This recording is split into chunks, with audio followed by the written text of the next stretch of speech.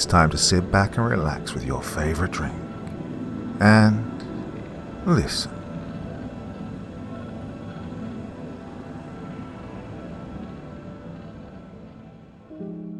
Good evening, dear listener, and welcome to the hour when the world grows quiet and the dark begins to listen back. Tonight I invite you to turn away from the safety of the present and drift into an older time, when night pressed in close, when fear was fed by flickering flames, and silence carried weight.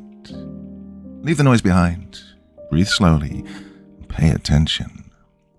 These tales are whispered at the dawn of horror itself, forged from superstition, unease, and the patient terror of what waits unseen. They've survived because they know us, and because they still know how to scare us.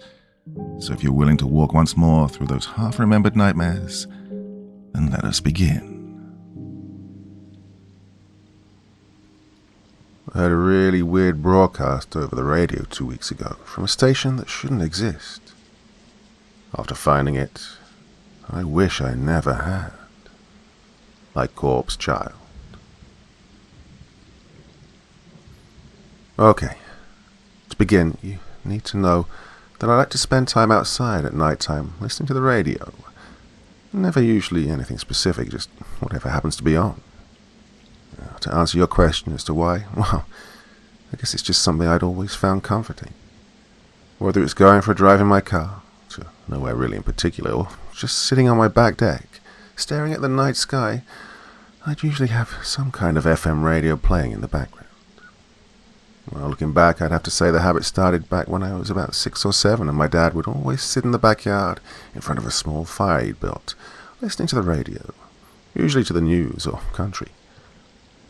He said it was a way of feeling connected from a distance. He'd sit for hours at a time, too, sometimes not coming back inside till sunrise. A few times I'd try to join him by the fire, but would inevitably get bored and just go back inside and watch cartoons. Funny enough, though, as I get older, I'd end up picking up the same habit. Like father, like son, I guess. In high school, me and my buddies would often go on nighttime drives down roads neither of us knew, even getting lost a few times, just blasting the radio on a station that played metal music. And like I said, I never really grew out of this habit. And when my old man passed away in my senior year, I inherited his old radio. From then to the present, I spent hours once the sun set just sitting in the backyard, listening to different stations, just like he used to. It was the same that night. A couple of weeks ago, just surfing through different stations until I finally settled on 96.7 FM, a rock music station. For a while, everything was going just fine. Just me, the music, and the quiet nights. Until, in the middle of Dream On, the radio started fading out to static. It was just a small change at first. Basically just a light static buzz with the music fading a little in its volume. Then, though, I noticed the static essentially swallow the other sounds from the radio until it was nothing but white noise. Oh, what the hell? I started trying to tap it to try and maybe knock the signal back. When that didn't seem to work, I just started fooling with the antenna, thinking maybe it needed to be readjusted. Figuring I must have knocked it out of range without noticing. Well, this wasn't working either. Oh, great, I thought, annoyed, turning the knob to another station. It had to be during one of my favorite songs, too. Well, the next station came through. From the sound of it, it was one of those mainstream hip-hop stations I couldn't stand. So I flipped again to one of a comedy show. I decided I'd listen to this for a while before finally heading in for the night and off to bed. Well, I did have to work in the morning. Well, just like 96.7, everything was fine until I started hearing the static again. And just like before, it ended up dominating the rest of the sounds coming from the radio. Oh, what's going on with this thing? I wondered, tapping it on the sides again. I tried tuning to all of the other different stations, all of them being drowned out in clouds of interference. I even bent the antenna about 5 different ways, almost breaking the damn thing in frustration, trying to get a clear signal. Nothing. Every station static. All except for one, that is. That one I said was a hip-hop station. That was the only one that seemed to actually come in clearly. Well, sort of. Now, maybe I should specify. I said it was a hip-hop music station, and that's not entirely accurate. It was more of a mixed droning noise with synthesized sounds passing through at certain points. Honestly, I didn't think of that in of itself was that weird. I mean, again, just figuring it was some new, quote-unquote, trendy type of music kids were into these days. Well, that is, until I heard something else coming from the radio as well. Listening closer, I could hear some sort of garbled voice blended amid the droning. It sounded mechanical. It sounded like someone was speaking with one of those artificial voice boxes. Well, because of this, I couldn't tell you a word of what was being said. I did notice, though, the sound of different letters, like it was trying to form words, maybe in a different language or something. And with this, I figured maybe it was a foreign broadcast, a station from another country, maybe. Oh, I wonder how they've managed to broadcast all the way out here, deep in the south, you know. In any case, I tried one more time to switch the stations before saying, screw it, and heading back in for the night. Figuring whatever it was just a one-time deal, a freak occurrence, and I'd be able to listen to the radio like normal again tomorrow, right? Well, that idea died when I went outside the next morning, realizing I'd left it out there by accident, and apparently still turned on, and found that it was playing that weird station. Well, the first thing to go through my mind, of course, was, how was it still playing? The battery should have given out long before then, given how much I use it, and it had been at least a couple of months since the last time I'd actually changed them. And then there was the question of what this station even was. What was it even playing? Now, like I said, it wasn't exactly what I call music. And what was it saying, or trying to say? I tried to flip the stations again. Nothing. Static fuzz all around. Finally realizing I had to head out for work, I took out the batteries and set the radio on the counter, deciding I'd replace them when I got home. That'll fix it, I thought. At work, one of my co-workers, Porter, had his radio playing Sirius XM while we worked, repairing the transmission in an SUV someone had brought in. I wondered if maybe he'd heard it as well, that weird-ass station. When I asked him, though, it was obvious he didn't have a clue what the hell I was talking about. All I listened to is this, he said, pointing to his radio.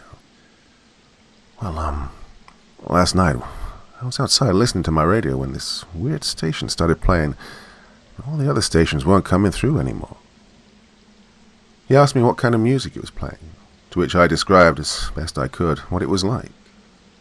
I asked him, being a lot more into modern music trends than I was, as well as being an aspiring musician, constantly showing off his EDM tracks on SoundCloud, if he knew what kind of music it was, and if maybe he knew what stations might play it. Still, it was obvious he didn't know. He told me that it sort of sounded like some kind of lo-fi or synthwave station. Of course, I had to ask him what the hell that was. Yeah, I'm out of touch, I know. He then pulled up YouTube and showed me something called 24/7 synthwave radio. Admittedly, listening to it for a moment, it did sound somewhat similar to what I was hearing the previous night, but it still didn't quite match. Music I was hearing from Porter's phone was clear and obviously just music, unlike what I'd heard from the radio, which sounded more like this being put through a blender on its highest setting with a bunch of nails before then mixing it with a droning noise. Not to mention that this still didn't answer the other question. What station was the one playing it, and why and how were all the other stations not working? I gave this no further thought, though, given that it was clear that Porter didn't seem to know, and, like I said earlier, I figured a change of batteries would solve the problem anyway. What did it matter what station it was, or how it was playing, right? On the way home, I was driving to the Walgreens to grab some batteries, blasting my music as usual, when I started hearing it, starting to fade into a static cloud. It was a small change at first, just like the radio in the backyard. And because of this, I didn't really notice at first. Plus, it was cloudy out, so I figured maybe that was screwing with the signal. Of course, soon the music was lost completely to the static. I started flipping around the stations, but, well, you guessed it, all of them were gone. Nothing but a cloud of interference. Damn, is the weather really that bad? Oh, come on, there's got to be one station that... I stopped when I started hearing something from the radio. It sounded like some retro synth music, similar to what I'd heard from Porter's phone, though, again, not nearly as polished or clean with its sound. This confused me at first. What? The car, too? I looked at the radio to see the station labelled as 66.69 FUTR FM. Well, at least that's what it looked like it was reading. That was something else that confused me, seeing that the digits were sort of jumbled, looking half completed. You know, the way you'd see in an old digital clock that was getting worn out, even though my car's model is actually only from last year. Well, anyway, having the same problem I was with the radio, not being able to play any other stations except for this one, I decided to just cut the radio off and pick up the batteries.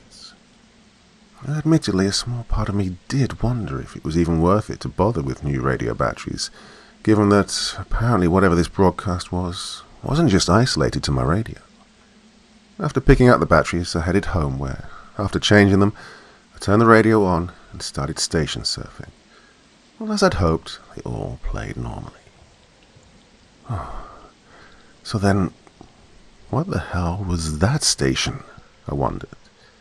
That led me to try Google searching for 66.69 Future FM. This turned out to lead to a dead end, though. Next, I tried searching for synthwave radio stations, which led to a few results, each of them with a few recorded tracks, as well as some live recordings of their broadcasts through YouTube. I clicked on them, but realized none of them matched. None of them were what I was hearing through the radios, at least not by themselves. You see, that's when I realized that the strange music from the radios was actually a weird sort of blend of every one of these stations, with a low-pitched droning as a sort of foundation or background noise for it. That night I'd go through my typical nighttime ritual of listening to the radio in the backyard, now with fresh batteries. This time, though, I was waiting, ready, hoping to catch the broadcast again. I thought maybe a further listen might shed a bit of light on what exactly it was, and maybe even where it was from. Just like the night before, everything was normal for a while. Hours started ticking by, with the night getting later and later, and still nothing seemed to be happening with the radio. Come on, I thought impatiently. It's getting to be about 2:30 to 3 o'clock in the morning, and I was about to give it up, figuring maybe it really was just a fluke after all, when it started happening again. I was listening to a late-night talk show when I heard it started fading in and out of the signal, and, just as I'd hoped, all other stations went down with it. I turned until hitting the only station that wasn't static, 66.69 Future FM, before leaning in close to try and listen. And at first it just seemed to play the same constant droning synth loop I'd heard before. Then, I finally heard the weird distorted voice from before. It sounded as garbled and damn near incomprehensible as last time. This time, concentrating as hard as I possibly could, even holding the damn thing straight up to my ear, which left them ringing afterwards, I could hear the deep-toned robo-voice start listing what sounded like numbers and a mix of letters. To the best I can remember, here's what I heard. 1,000 X-ray noliteru. Haset aledudet 35. Sued aledudet 64. And then I heard this. Nakoi, hear me? Me at first, the eternal draws. 'Tis only to get me. Ex me so of hair. After that, it went back to the synth music. I sat listening for a while longer, hoping to maybe catch it again, that weird voice speaking once more. Unfortunately, though, I just couldn't hold out long enough, and I ended up falling asleep before I'd hear another message, well, if there was one. This morning I woke up in my yard chair to find the radio still playing that synth music. I heard it play for another 3 to 5 minutes before it seemed to get swallowed by interference. After this, I turned to find the other stations working again like they were supposed to. After mentally kicking myself for falling asleep while trying to listen, I tried to think again about what I'd heard, or rather, what I thought I'd heard. What was that? What the hell was he saying? Hell, who was it that was even speaking to begin with? Where in God's name was it coming from? It was just a few hours later that day, though, that I heard the broadcast again. This time I was able to use my phone to record the parts of the voice speaking. I noticed too that it seemed louder than before. It sounded more emphasized as well, like whoever it was that was speaking was shouting into the microphone, like they were scared almost. But at first it was more or less the same message as last night. 1,000 degrees, knowledge acid altitude at 35, sweat altitude at 64. Dark, you read me trapped the temperatures. Takes me to off here.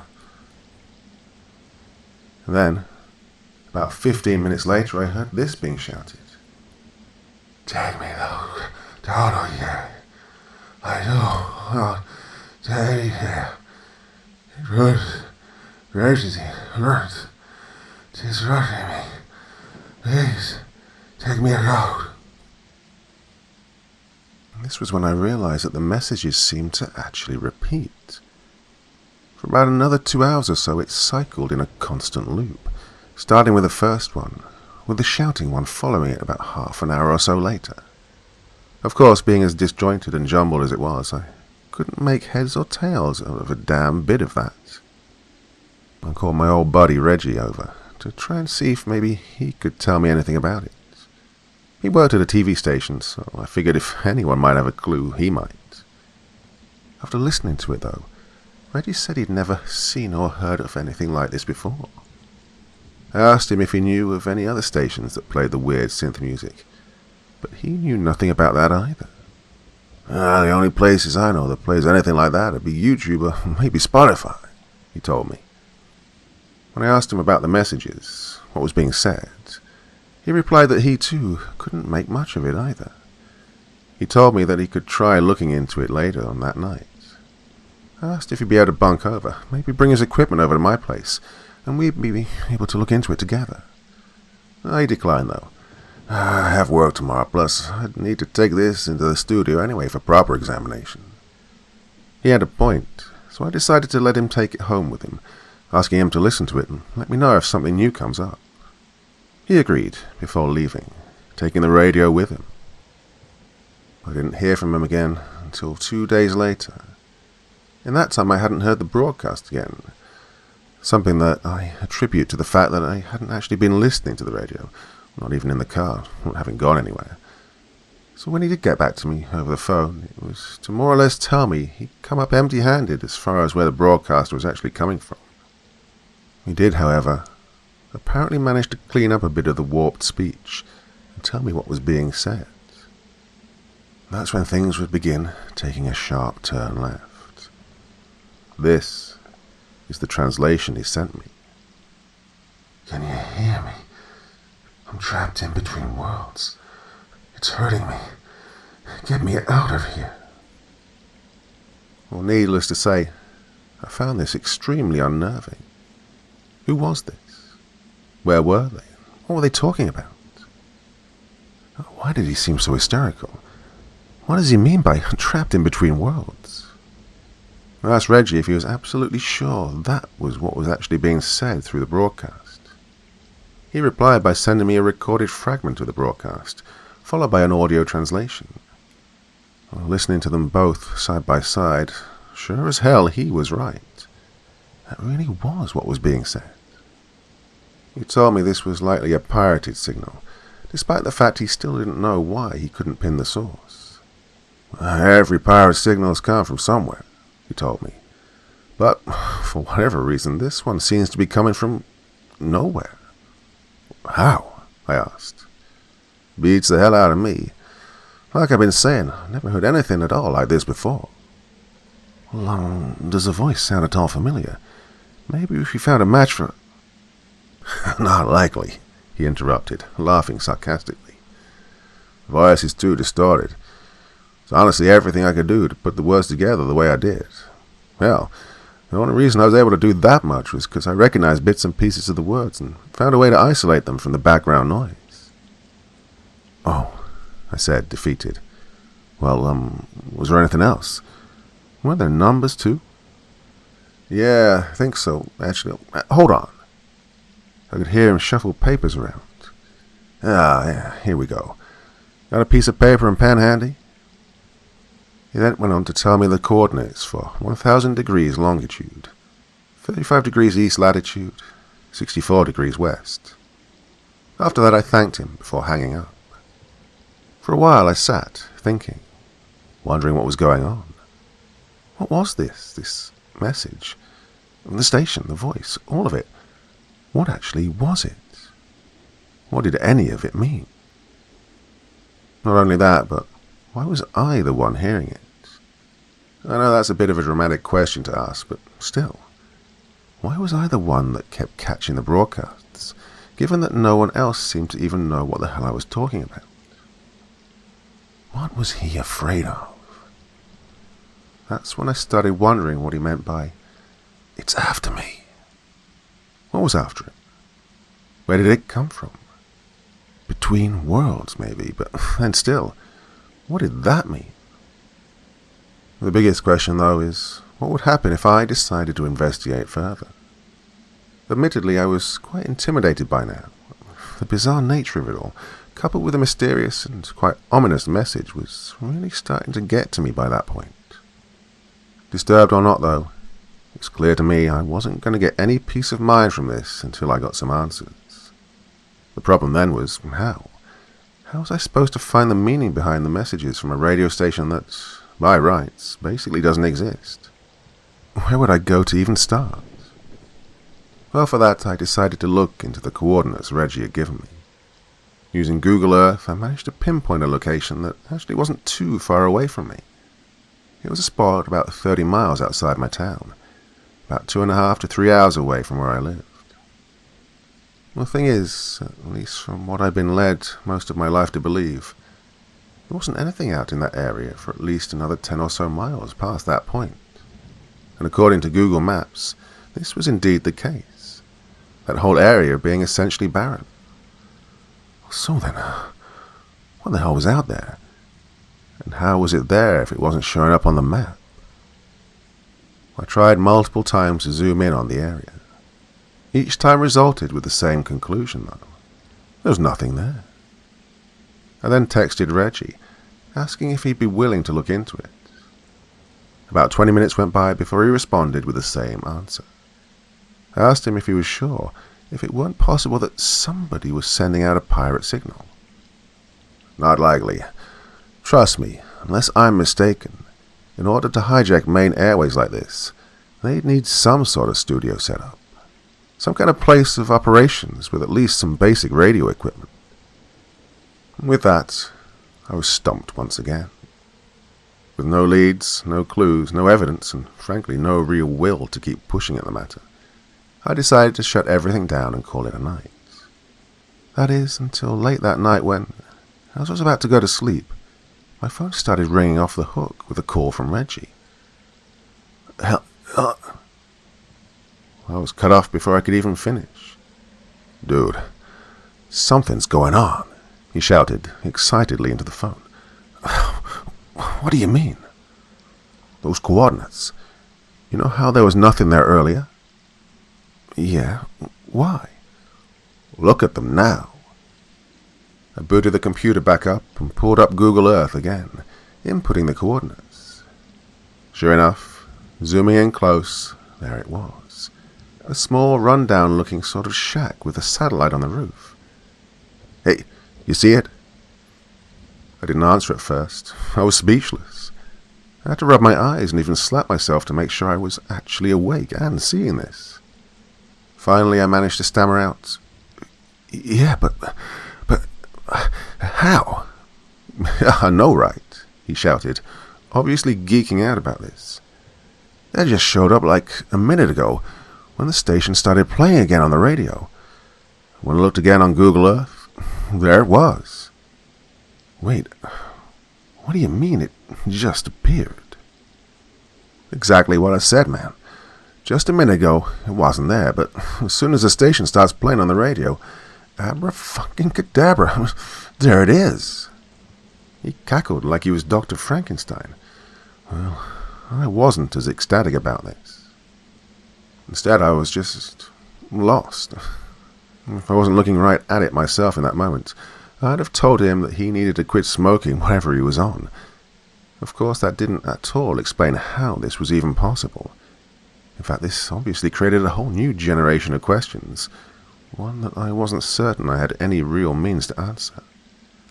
Hell, at this point, do I even really want to know? That was another thing. I still couldn't shake the feeling that whatever this was wasn't something I had any business screwing around with.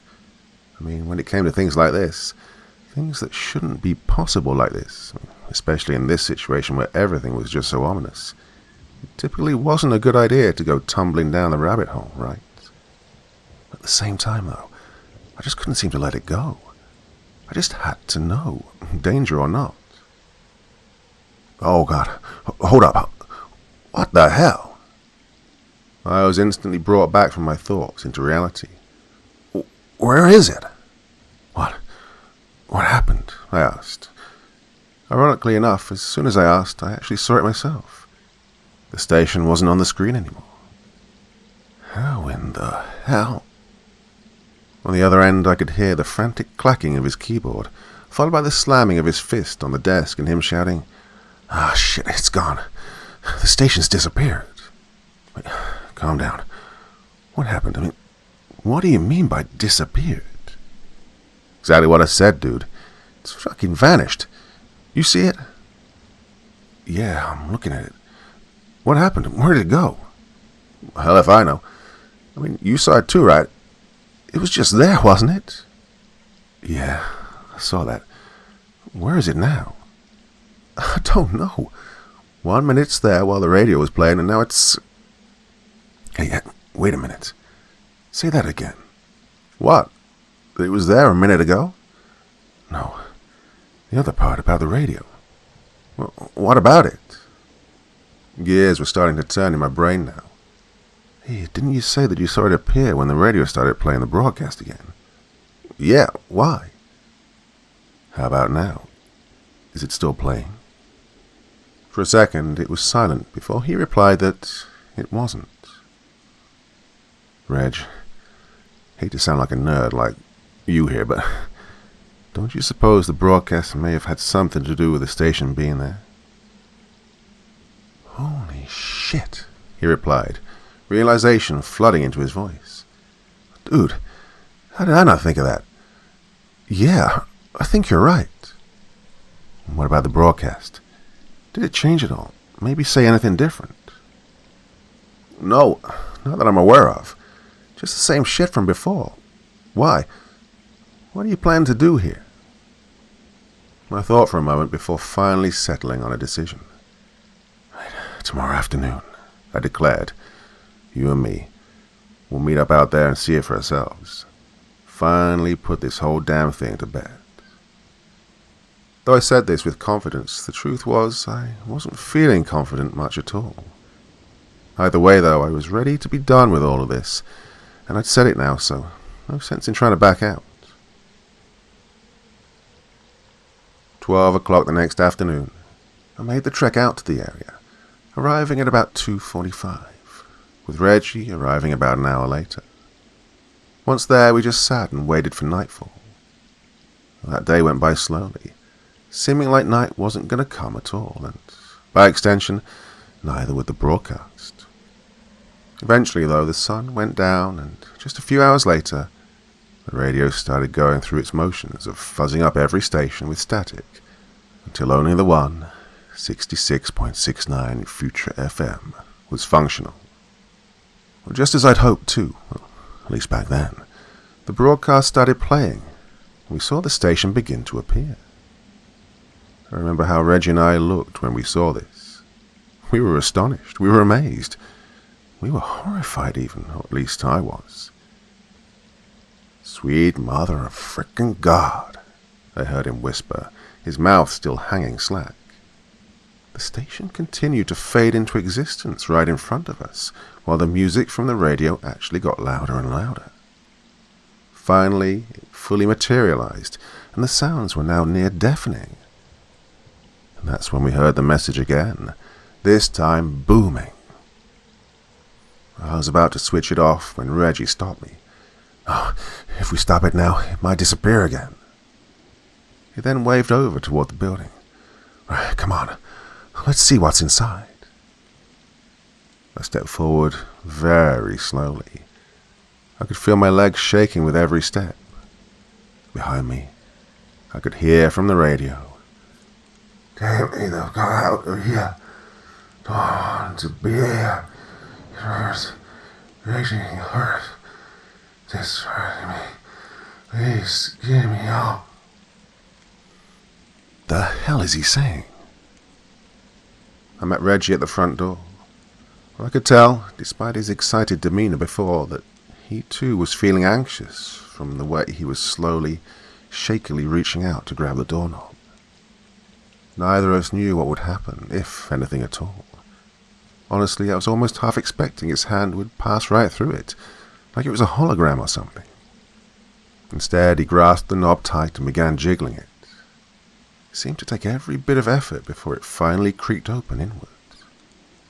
Inside was completely dark, somehow even standing out in the pitch black of the night, as well as being dead silent. I took out my phone and began trying to use the flashlight on the camera to look around. To no use. My light might as well have been a small lit match trying to light up the inside of a cave. "Hello?" I called into the darkness. Nothing replied from within. Reggie tried calling out. Well, that too resulted in silence. Reggie made his way inside then.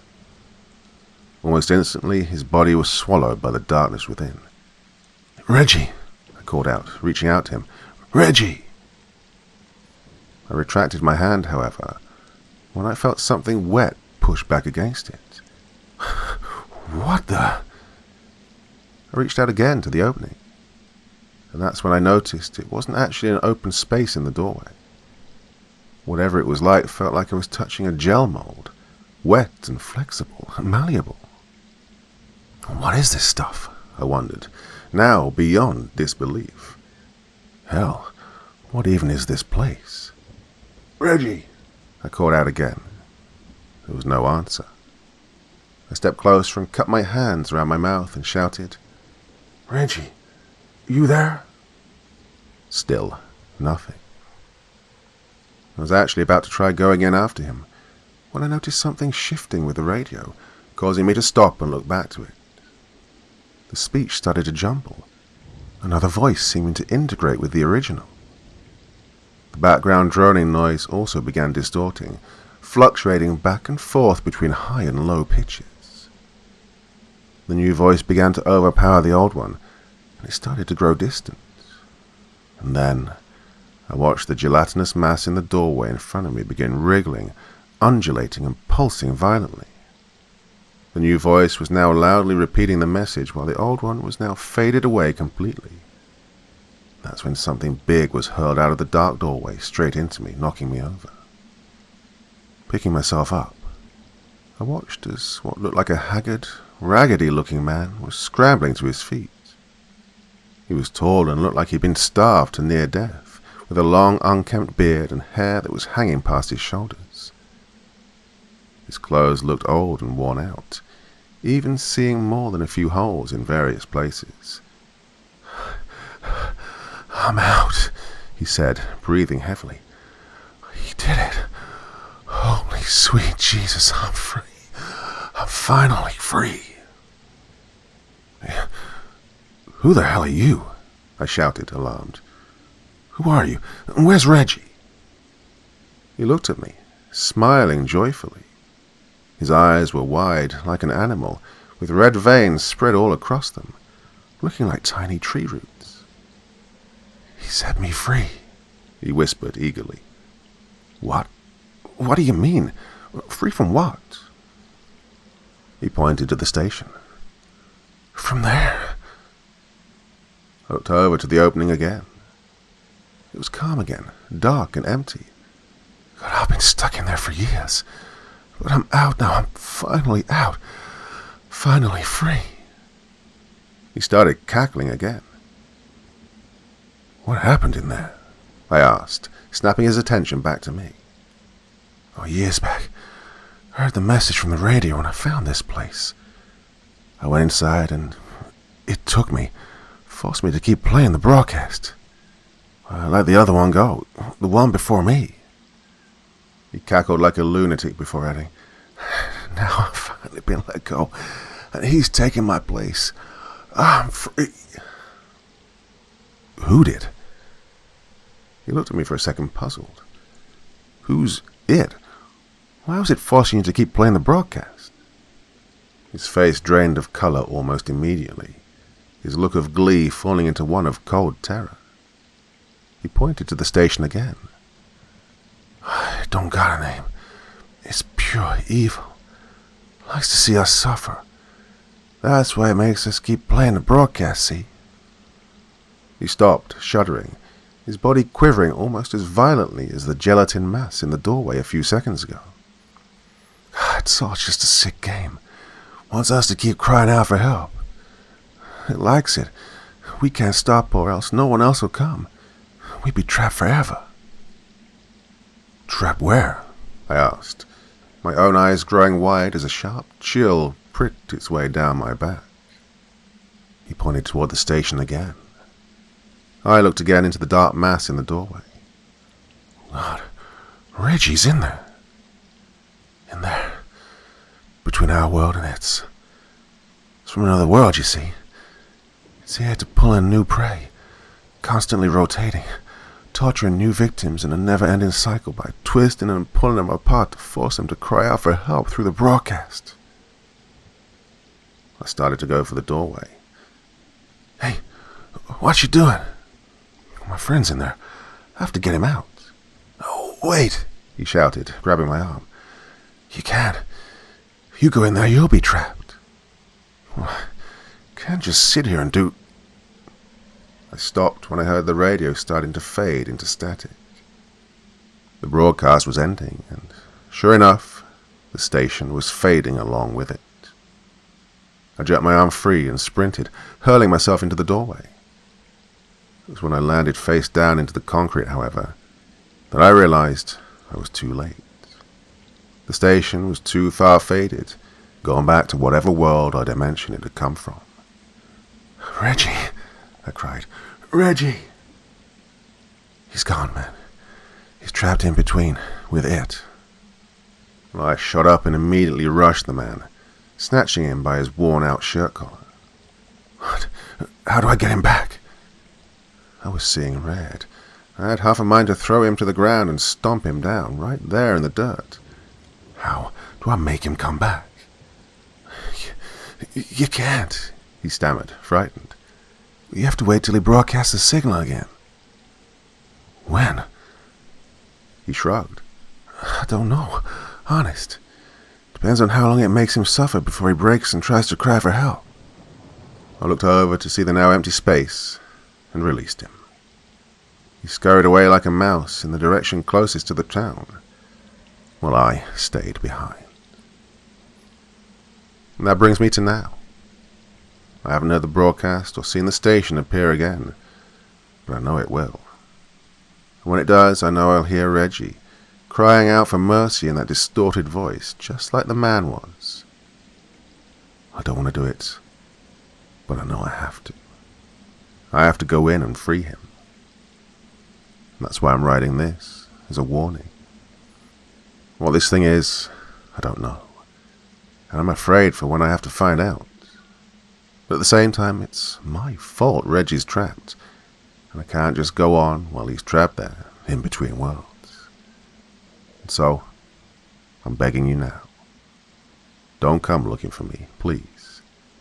If you hear the broadcast or find the radio station 66.69 Future FM, for the love of God, ignore it. God knows I wish I did now.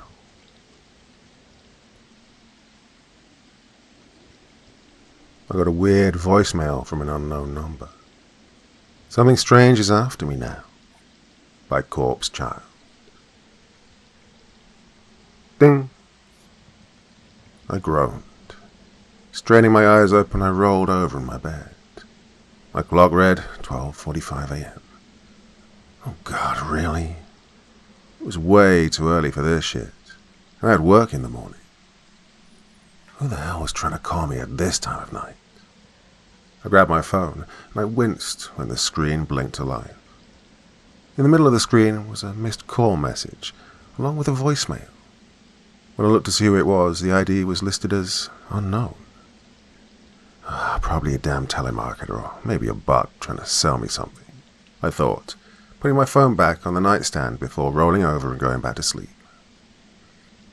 On the next morning, I saw that I had about 5 missed calls and voicemails, all from that number. What the I opened one of the voice messages. Immediately my phone let out an eardrum-shattering screech that caused me to drop it, which caused the screen to crack. Great. After about 30 seconds or so, though, the screeching noise died. Replacing it was a cloud of some sort of static, as well as the muffled sounds of what sounded like someone's voice behind it. I couldn't make out a word of what was said, even trying to hold the speaker up to my ear. All I could hear was the static. I did notice, though, that the voice was of a man, deep, yet soft in a way. It sounded to me similar to the way my dad's voice used to be when I was little. I could tell, whatever he was trying to say, it was urgent. His voice was frantically shouting something into the phone. I opened the other voice messages to see what they were, thinking that maybe they'd be a little clearer. No. All of them static, with the guy's voice shouting panicked into the phone. Who is this? Well, I was about to try looking up the number on Google when my eyes caught sight of the time. 10:30. Oh, fuck, I'm late. And with that, I quickly threw on my clothes and ran out of the front door of my house. I ended up being indeed 5 minutes late for my shift at the office. Fortunately, given that this had only been the second time I'd shown up late since I began working at the company a little over a year ago, well, compared to others who were usually always late anyways, Valerie was willing to let me off with barely even a slap on the wrist. I sat down at my desk and immediately turned my phone on silent and set it aside to let it charge until break. Around 12:30 or so, I idly glanced over to my phone, seeing it flash. Of course, looking a bit closer, what do I see? More messages, more voicemails, all from that unknown number. There were about 10 of them now, and more seemed to keep popping up. What the hell? Well, I wanted to open them to see who or what the hell was going on. What was going on here? Why were they blowing up my phone? What do they want? Who even was this?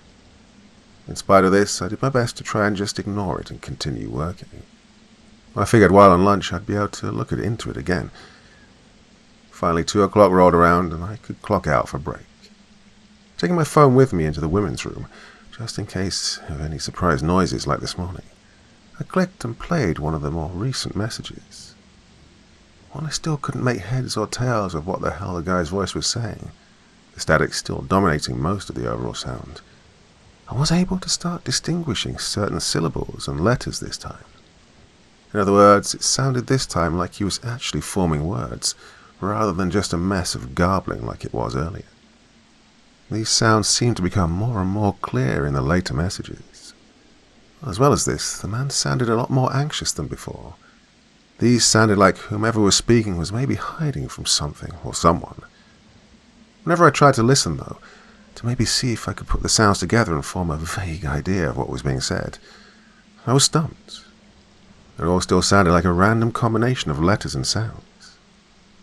I remember at the time thinking that whoever it was must have been trying to speak in tongues or something. Why, of course, was still a question that continued to slip me, aside from the idea that this was all the work of some jackass prank caller who evidently has nothing better to do with his life. Even still, why was he so alarmed? Finally, I tried searching the listed caller ID number on Google.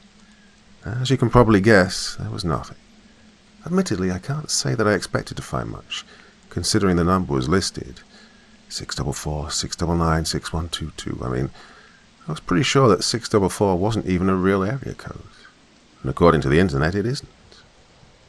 Still, how was it spamming my phone? Even if it were a crank caller, or even possibly someone trying to hack my phone remotely, shouldn't there be some kind of recognizable number? Granted, I'm not much of a tech whiz, even if I do work as a program designer, but wouldn't scammers also need to use some sort of link or signal, one that will bring up the number when it's used? At any rate, it wasn't long before I'd end up having to stop digging to get back to work.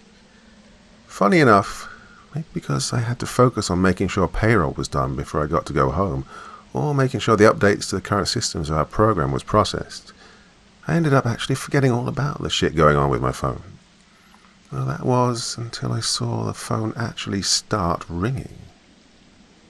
Across the top, in big letters, the ID read, "Unknown." No number or anything, just unknown. I was going to ignore it, let it go to voicemail again, and I realized that 10 minutes later it was still buzzing. I was confused. How the heck was the phone still ringing? Shouldn't it have gone to voicemail after like a minute tops? Well, finally, I was able to excuse myself to the restroom again. Taking my phone, I locked myself in one of the stalls and hit answer. "Hello?" I said, aggravatedly, into the phone. For a moment, there was nothing but silence on the other end. "Look, whoever you are, I don't know you, and I'm not interested in whatever it is you're trying to..." The loud, shrill screech from before suddenly blasted into the receiver, causing both my heart to skip about 5 beats in my chest, as well as me to hurl the phone into the stall door. On the ground, the screen now shattered, my phone continued emitting that loud screeching noise before dying down, and I began hearing the guy's voice again. This time I could actually hear some of what he was saying, despite the fact that it wasn't on speaker. Faintly, between bouts of static and other words I still couldn't quite make out, I could hear him shouting into the phone. "I can see you. We all can." "What?" I asked into the phone. "What are you talking about?" I got no answer. The voice just continued rambling, repeating those words. Finally, the call ended and the stall was quiet again. I just sat there for a second, bewildered. What the hell just happened? I slowly reached down and picked up my phone. The screen was totaled, and I couldn't even get it to display anything or turn on. I sighed, rubbing my eyes. In all honesty, I felt too exhausted and just plain lost mentally in that moment that I barely even cared about the fact that I'd have to pay to get it fixed. Though that did create one more question, among the already billions currently present. How was the call still connected after I'd broken it? I could feel a headache coming on as I finally left the women's room. Needless to say, I was pretty much unable to concentrate on anything else but what was going on, which made trying to finish the updates damn near impossible. And this didn't go unnoticed either. "Phoebe," I heard Valerie call from right behind me. Mildly startled, I snapped my head to face her. "God, Phoebe, you look horrible. You okay?" I groaned. Yeah, I'm fine." "Well, you don't look it." I rubbed my eyes. "Sorry, I really didn't sleep well. I'm okay, though." "Why don't you go home and get some rest?" "I can't," I replied, looking at my computer. "Gotta finish the updates, don't I?" She put her hand on my shoulder and said, "Phoebe, go home. In fact, take the weekend off." I was about to try and push my case again, despite the fact I was finally getting a weekend off, something I've been trying to get for months, when she said, "Don't worry about the updates. I can have Larry handle it. You just go home and get some rest." She winked and said, "That's an order." With that, I shut everything down and punched the clock. I was walking to my car when, from my pocketbook, I heard something that sent my mind reeling. It was my phone ringing. What the... How? Hand shaking, I reached in and pulled out my phone. The screen was lit up with the word unknown across the top, along with the answer and decline buttons below it. Well, now I was starting to get really anxious. Who the fuck was this guy, and why does he keep calling my phone? And how is he calling it? It's broken, for God's sakes. A chill crawled up my spine as I carefully tapped the answer button. Shockingly and disturbingly, it worked, and I heard the call connect. Now, this time there was no screeching noise like before. Instead, it was just dead silent on the other end. Hello? Silence. Who is this? This was met with what sounded like hoarse, labored breathing on the other end. Hello, I repeated. Who is this, and how did you get my number? The breathing continued. Oh, this isn't funny. I'm about to go to the cops. Who are you, and what the hell do you want with me? Phoebes, a voice from the other end hissed. My eyes went wide. This wasn't the same voice as before. Phoebe Caines. That was my husband's nickname for me. It was his voice on the other end. But that shouldn't have been possible. I mean, he's been dead now for at least 3 years after overdosing on prescription pills. What? This can't be him, can it? Howard? I could feel my throat closing up, making taking a breath a lot harder than it should have been. Howie, is that you? Phoebes, I heard him rasp. I'm here. I can see you.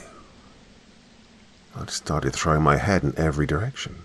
Where are you? As I did this, I heard the static buzz from before return, starting to blur out his already hard-to-hear voice. I can see you, Phoebe. We all can. What? We're always watching you, Phoebes. We see you. We follow you. What? I asked, only barely hearing what he'd just said. Because of this, and because of the fact that I was just so confused and emotionally drained by that point, I kept looking around, trying to find him. Howard, baby, where are you? Can you still see me? I always see you, Phoebes. We all do. What are you talking about? Who? That's when, from the other end, I heard the screeching sound again. This time, though, it was less of a simple screeching sound. It sounded more like a bunch of people were all screaming at the top of their lungs, all at the same time into the receiver. Then, almost just as suddenly, the static clouded over the screaming before the call disconnected itself. After this, the screen went dark again, not turning back on. My head was spinning. My heart felt less than 2 seconds from bursting straight out of my chest. What the fuck was that? How was my phone still ringing after getting shattered? How was I hearing the voice of my late husband? Hell, why was I hearing his voice?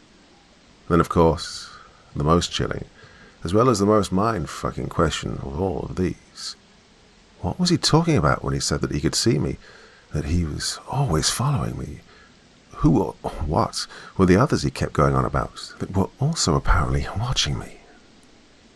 I was barely able to regain myself enough to actually get into my car and drive home.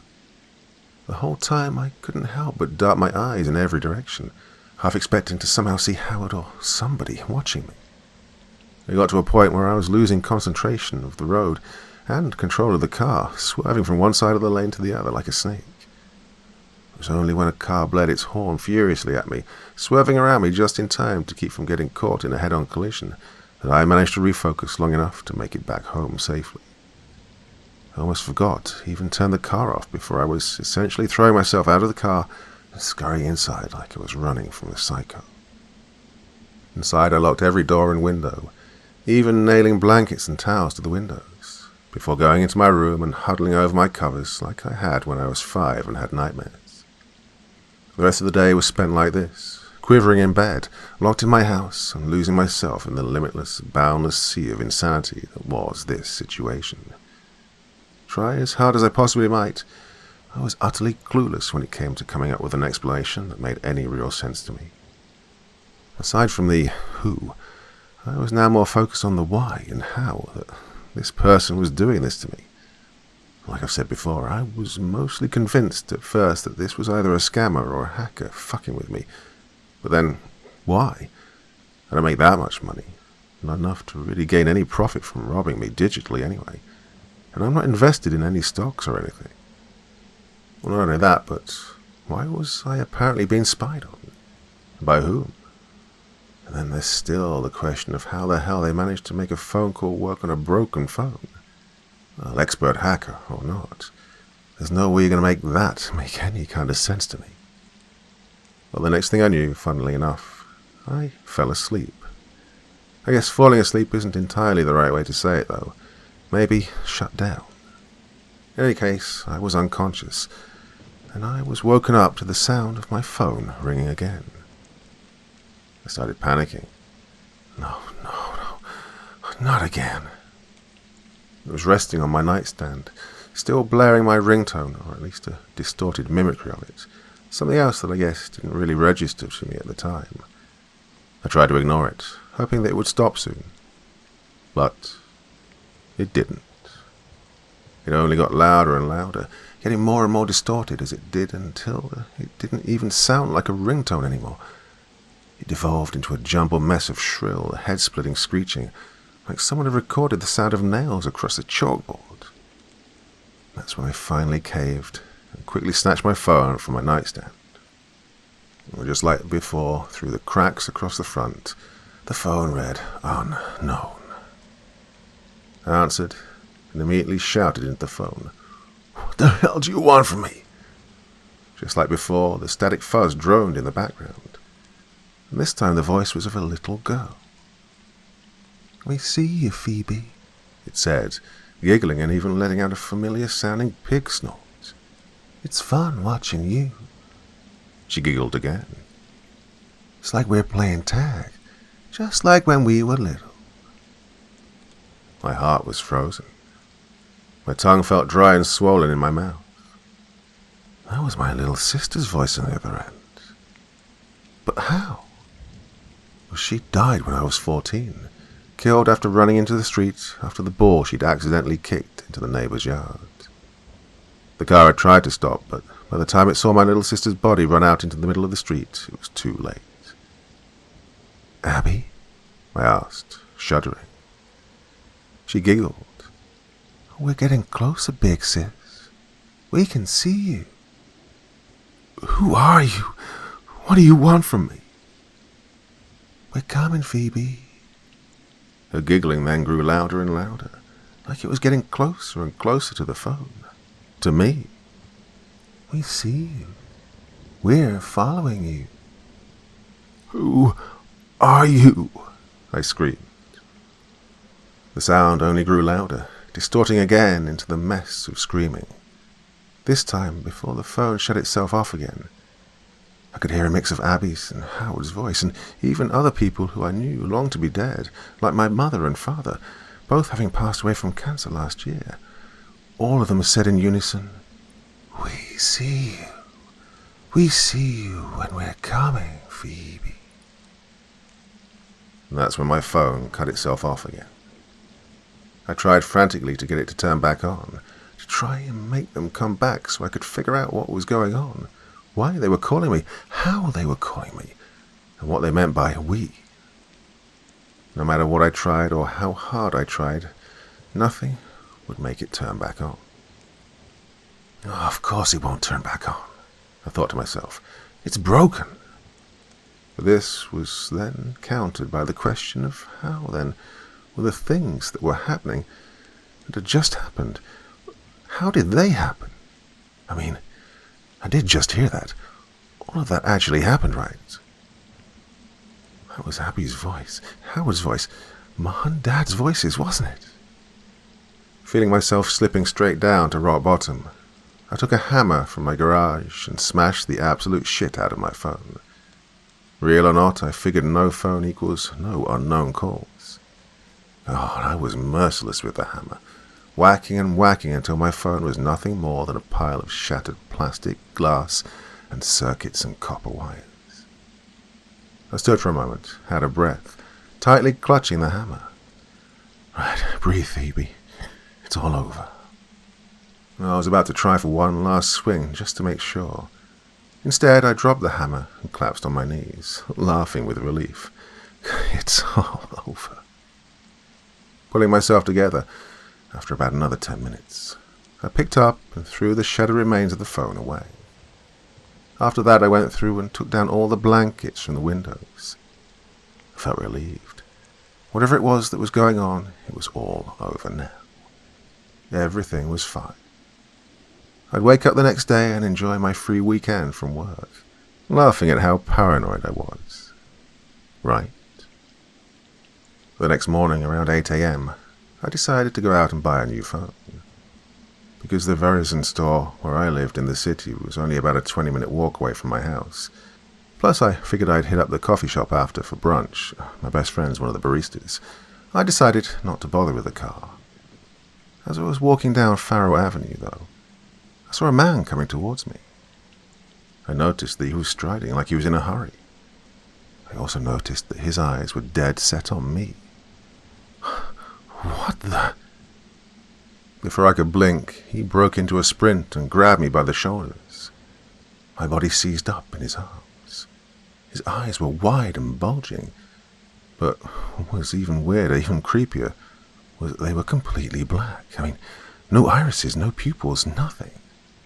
His eyes were just two giant marbles that I could feel staring right through me. Who are you? What are you doing? I struggled to get out of his hold. Let me go, now! He opened his mouth and said in a hoarse, raspy hiss, "I found you, Phoebe." What? His eyes somehow went even wider, and he said, "We're free, and we've finally found you." What are you talking about? I cried. I continued wiggling frantically in his arms, but it was no good. His hands were like bear traps, holding my arms tight. "We've been watching you, Phoebe Cakes," he hissed, this time somehow perfectly mimicking the voice I'd heard from Howard in the parking lot the previous day. I froze up again. "We've been let out, and now we've found you. We finally have you." We? That's when I saw 3 others start walking up from behind him. They all seemed to focus their gaze on one thing. Me. "The game's up, Phoebes," I heard one of them say before giggling childishly. The voice was that of a little girl, despite it coming out of a grown man. "We found you. You lose." "Who are you people?" I cried. The other 3 joined around the man holding me, all 4 of them smiling wolfishly at me. "We've been following you, Phoebe. Now you've let us free." The man's face dropped the deranged grinning to then scowl. "Oh, it was horrible where we were. Everything hurts all the time. It never ended." The man on the right of him, using my dad's voice, said, "We couldn't take it anymore. We were just trying to get out. And now we are free. Now we have you. We'll be together again, all together as a happy family," the one with Abby's voice said, still giggling. My blood froze when I then watched the other 3 begin to walk into each other, somehow fusing together while the man holding me tried to pull me inwards to join. I struggled vigorously before sending my knee straight into his gut, causing him and the others to double over in pain, having seemed to interrupt their fusion process. I took off back home, hearing them giving chase behind me. I made it, and immediately flew inside and locked the doors. I moved my bookcase from the living room to block off the door. It wasn't long before I heard them banging, though. "Let us in, Phoebe." I didn't move. I just sat there, pressing my back against the bookcase, quivering and praying that they weren't strong enough to break down the door and the bookcase. For about 20 minutes, although it felt like hours, they continued hammering on the door. "Let us in. You can't hide anymore, Phoebe. We found you. At one point I thought I could feel the bookcase begin to budge. My heart started thundering. Oh God, please, please don't let them in. Fortunately, only a few seconds later, the banging stopped. I pressed my ear close to the bookcase. Nothing. I just sat there for a moment, breathing heavily. God, are they gone? Slowly I picked myself back up and walked cautiously to the window. No one was there. I hastily threw the curtains closed, and yes, I nailed the blankets over them again, before then wedging one of the kitchen chairs against the back door and scurrying into my bedroom once more, where I am now, typing this out on my laptop. But I'm scared. I can't leave the house. They're out there waiting for me. I don't know what they are or where they came from, or how the hell they did what they did with the phone. But I've realized one thing that sends my heart into a frenzy. Whatever was going on before, I made a mistake by destroying the phone. Somehow it must have acted as a barrier, a door they couldn't get through. But when I destroyed it, I must have opened the door. And now they're free, able to take the form of whoever they want. All I know besides that is that they're not going to stop until they have me, until I'm a part of whatever the hell kind of abomination they are. I don't know what to do. I can't leave. They know where I am. They'll be following me, and I won't even know it. Until they have me.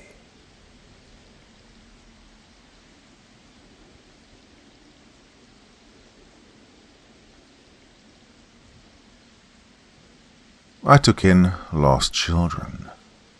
Now they won't let me escape. By the Bored Elegy. Have you heard of the urban legend of the black-eyed children? Well, some say they're extraterrestrial beings. Others claim they are just a myth. Or perhaps they're the lost souls of murdered children looking for vengeance. But, well, there I was, being stared down by one threatening to stab me with a screwdriver. By this time I finally understood who, or what, they really are. I was about 24 years old when I'd taken up a job for house sitting. It was around dinner time that I'd arrived at the property of my friend's relative, an older man who lived with his nephews and had been quite paranoid since the burglary of his house. All I needed to do was to park my car in the lot, turn on the lights, feed the fish, maybe water their hopeless plants, and, well, relax for a few hours. I was looking forward to getting away from work for a while, so I couldn't pass up the opportunity of making pocket change at the same time. He'd let me borrow the house key, but it took me a while to fit it into the rusted old doorknob and undo the deadbolt. The owner had told me that the mosaic lamp on top of the piano had to be left on at all times, so despite how dark it was outside, I had no problem navigating where the light switch was. I was welcomed by the soft yellow light which beamed overhead from the flush mount ceiling lights through the entrance hallway. Creaks followed my footsteps as I arrived at the piano to feed the speckled red betterfish. Judging by the numerous toys and pristine cleanliness of the tank, it was the pride of the household, and even had a sticker affixed to the front with the name Jerry written in Sharpie. After that I nestled down onto the worn tweed sofa. The cushions were lumpy and uneven, as it seems each family member had their own designated spot. I laid the crocheted throw blanket across my lap and switched on the CRT television. It had been a while since I'd watched cable, but nothing interesting seemed to be playing, so I lay back and scrolled through my phone with the sound of Jeopardy to keep me company. Not much time had passed until a piercing shriek electrified the air, followed by the harsh barking of a dog. The doorbell rang rapidly and the sound of knocking mingled with more screams. Help me, please, let me in," came a frantic voice from the other side of the door. I quickly answered, and a young girl tumbled in. Oh, and a large Rottweiler would have immediately burst in had I not slammed the door after her. It smacked against the wood with a loud thud and a whimper, followed by more vicious barking and snarling. In shock, I could only mutter the first sentence that came to mind. "Yeah, are you all right?" Instinctually, I grabbed her arm to help her up, but it was covered in warm, sticky blood. She recoiled in pain and snatched her arm away. Scratches covered her arms and face. Her knees were banged up with scrapes and rug burns. The little girl's face was red in panic and could barely speak through her panicked sobs. I led her into the living area, sat her down on the sofa, and ran to the bathroom to fetch toilet tissues to hopefully stop the bleeding. "Hey, what happened?" I asked while dabbing the tissue. She whimpered, "I only wanted to pet him." "Oh, stupid kid," I muttered, shaking my head. "You should know you're not supposed to pet random dogs just because..." I was immediately cut off by a strange sensation. The girl wasn't facing me, but I could tell there was something odd about her that I couldn't quite put my finger on. She seemed about 7 to 10 years old, and her light brown bangs were overgrown, obscuring her eyes almost entirely. After wrapping her arm like a mummy, I had her secure the paper in place. "Right, hold the tissue right there while I find bandages or something." In the bathroom, I ransacked the medicine cabinet in hopes of finding a first aid kit or something to better dress the wounds. "Oh, God forbid it has rabies or something. Oh, I should probably call an ambulance," I murmured. "Hey, you doing all right over there?" "I'm okay," I heard her sniff. "Do you have a phone so I can call my daddy?" I couldn't find any bandages, so I took an entire roll of toilet tissue from under the bathroom sink and a landline phone with me into the living area. The little girl dialed while I cleaned off the blood. Oddly enough, it didn't seem like the bites cut too deep, much less tear any skin, well, to warrant an emergency. Why was there so much blood? Hopefully her folks could get her to a doctor to at least look at it. "Hello? Hello?" Her face fell as she hung up. He didn't answer. "Why didn't you leave a message?" I inquired. "Some scary lady said, 'Mailbox is full, goodbye.'" The girl handed the receiver back to me, but when I looked down at it, the phone appeared to be dead, completely depleted of battery power. I fished my smartphone out of my pocket, but was interrupted by another knock at the door before unlocking the screen. Oh, thank goodness. It must be her parents looking for her. I left the little girl in the living room and opened the door, only to find a teenage girl waiting outside. She looked similar to the one who was attacked, so she must be her older sister. "Oh, hi. Are you, I began to ask. "I'm lost," she interrupted with a blank expression. "Can I use your phone?" Her face was entirely emotionless with this monotone voice. She was pale as a sheet with rosy cheeks and dark circles under her eyes. Hunched over in fatigue, she was panting as if she'd been walking for miles. Before I could say anything, she'd invited herself inside and seated herself at the bottom of the stairwell. The girl leaned onto the ornate wooden banister and closed her eyes.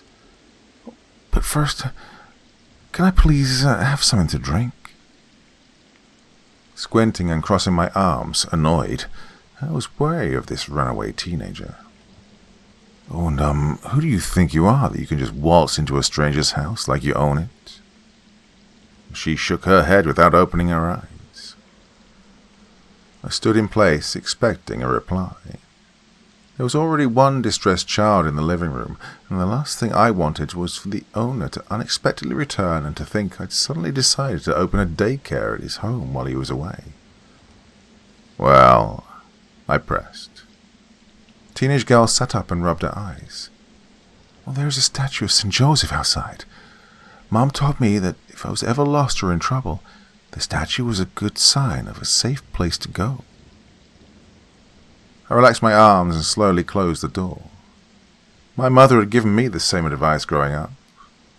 It'd been a long time since then, but I remember her telling me that St. Joseph was the patron saint of fathers and houses. I'd been in the same position once, and I wished I'd been able to have the same fortune. Went into the kitchen and fetched her a clear plastic cup with cold tap water. But when she looked up to me and to return the empty glass, a chill ran down my spine.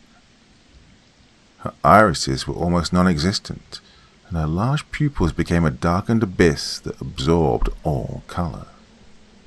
I found myself being drawn in, almost hypnotized, as an uneasy sensation bloomed in the pit of my chest. My peripheral vision became increasingly hazy, and before being sucked in, I quickly snatched my gaze away. But other than that, well, she seemed completely normal. "Who's there?" asked the little girl in the living room. "Is that Daddy?" She wandered into the hallway and looked at the other girl. She'd brushed her overgrown bangs out of her face, but her eyes were still shaded. They didn't speak a word to each other, only staring intently. Still in a jittery panic, I broke up the two girls. "All right, why don't we go to the living room and I'll call both your parents," I directed. They both followed me to the couch. The first girl decided to sit on the carpeted floor, while the second laid across the faded plaid lounger chair. I unlocked my phone and directed my attention to the older girl. "So, what did you say your name was again?" I asked. For some odd reason, I believed the sooner she could leave, the better. No response. She was already fast asleep. I suppose I'd try again when she wakes up, so I directed the same question at the younger child. "My name is Bella," she said. I tried to hide my smile. "What's so funny?" Bella asked. "Oh, it's nothing," I chuckled. Bella was a nickname I hadn't heard since I was very young, but nowadays I'm always just Annabella. She forced a smile as I asked her for a phone number. I set the call to speakerphone and pointed the receiver in her direction. "We're sorry. Your call cannot be completed as dialed. Please hang up or check the number and dial again." Bella seemed to be frightened by the automated voice, and I gently reassured her and asked her to reiterate the number. I put the phone to my ear just in case we'd get another dead end. I was met with the same automatic message. "We're sorry. Your call cannot be completed as dialed. Please hang up or check the number and dial again." Well, the girl started to tear up. "I don't think Daddy wants to talk to me. He never does." "Is there anyone else you can call? Your mom or your grandparents?" She shook her head. "Mommy moved away and I don't know Nana's phone number. She lives so far away." I was growing concerned. How could she not know basic emergency contacts? I worried that I'd end up needing to take her to the police station to identify her and hopefully get medical attention. But that'd be after I figured out what to do with the other girl on the lounge chair. Couldn't just leave her here to bring Bella to the station. She never told me her name, and I concluded that I'd have to wake her up before I could get anywhere. Gripping her shoulder, I jostled her awake. She groaned with a displeased expression. "It's your turn," I interrogated. "Watch your phone number so your parents can come pick you up." I don't have a home," she said hesitantly. "Well, then where are you from? There's someone I can call," I pressed.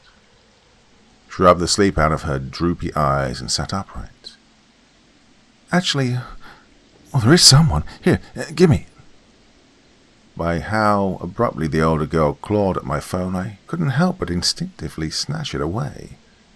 So far I was put off by her overbearingly intrusive attitude, but at a second glance, my eyes fell on a purple bruise on her jaw, scratches in between her eyebrows, and the deep tear in her lower lip.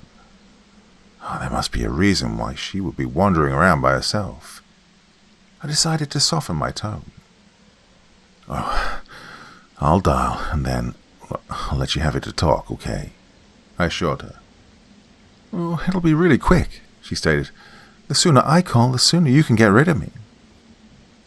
On hearing that, a woeful shame washed over me for being so abrasive. "All right," I sighed. "Before that, can I at least have your name?" She pretended not to hear me. After realizing she wouldn't have the phone until I had an answer, she sighed. "Serena." I unlocked the screen then and handed it to her. The teen began to walk away into the hall with the speaker to her ear, and I grew more tempted to eavesdrop. "Hey," Serena said in a low tone. "Yeah, I finally did it." The air conditioning units clicked on, and her conversation was partially drowned by the dense whirring of the air vents. "I'm pretty sure he eventually noticed because I need you to come get me." At the same time, I was watching Bella replacing the tissue on her arms, and fortunately the bleeding seemed to have nearly stopped completely. Serena returned, handing the phone back to me. "Oh, it died," she announced. I stretched the corners of my mouth in annoyance. Of course, this had to be the only time I left my charger in my apartment. I'd only been expecting to stay for a few hours, and definitely not this late. "So, is someone coming to get you?" I inquired, avoiding her gaze. She nodded. "Yeah, they should be here in a few." Sighing, I leaned my head to one side. I could swear I was all right with battery life before. Oh, I suppose the only thing to do was to wait.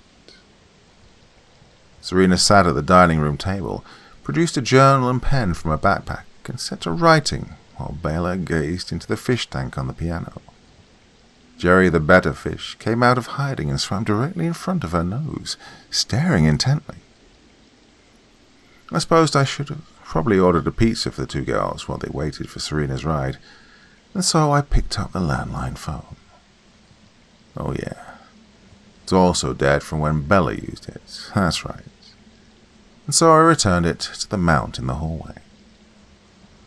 I was apprehensive about the idea of looking into a stranger's refrigerator instead, but it seemed like Serena didn't believe the same. "Hey," I shouted, "what do you think you're doing?" Like a bandit caught in the act, she already had a container of ham, a loaf of bread, and mayo in hand. "I haven't eaten in 3 days," she stated flatly. The girl was testing my ability to choose my battles. I decided that I'd simply replace everything tomorrow. So returning to Bella, I asked her if her wounds were okay and if she wanted something to eat as well. I simply couldn't let any one of the girls eat and not the other. Well, as Bella ran ahead of me into the kitchen, I turned my head toward the tank only to find the upturned betta fish floating up the top. Bella grabbed half of the freshly cut sandwich sitting on the counter and started to nibble at the corner, only for Serena to immediately rush over, snatch it out of her hand, and smack her across the head. The force knocked the little girl down, and in defense I shoved Serena into the wall. "What the hell is wrong with you?" I screamed. "What was that for?" She stayed quiet, just like always. I threatened her to give me an explanation or that I'd kick her out of the house. "The younger ones have to learn a lesson. Don't mess with me or get out of the way," she started. My eyes widened in shock. "Who told you that?" She remained silent and returned to the table. Serena opened her journal and hung her head low. In the corner of my eye, Bella entered the dining room with a plate in hand. I shook my head at her and silently shooed her off. I studied the journal closely from across the table. I'd had one just like it growing up, where I wrote everything from my feelings, an account of the day, to short poems and stories. But this one seemed familiar. I took a seat and watched her closely. Her eyebrows furrowed as she leaned the book upward in an effort to hide what she was writing. The cover had the same embossed floral print as the one I'd had at her age. "Well, Serena, right?" I said in a softer tone. She nodded her head. I stated, "Your name is, Serena Simmons? She clapped the book closed and glared. No. I reached across and snatched the journal away. Quickly leafing through the pages, each was signed Serena Simmons. Serena Simmons. Serena Simmons. At the beginning entries, something else had been erased only to be replaced by the name. She rushed around the table and I voluntarily handed the journal back. This time I had the courage to look her into the eyes. Your real name is not Serena Simmons, is it? Newly found fear re-entered my chest, causing another chill to spiral down my spine. But I refused to release her from my gaze. Yes, it is, she screamed as the colour flushed out of her face. I shook my head. I suddenly understood why her eyes had such an effect. The name Serena Simmons was a fake name I'd made up the night I ran away from home when I was only 14. Her eyes were a mirror image that reflected the abyss back at me. Who told you the younger had to be taught a lesson? I began. Your father told you that too, didn't he? She shut her eyes and threatened to lunge at me, but the sound of loud sobbing interrupted our attention. I rose from the table and rushed to the living area.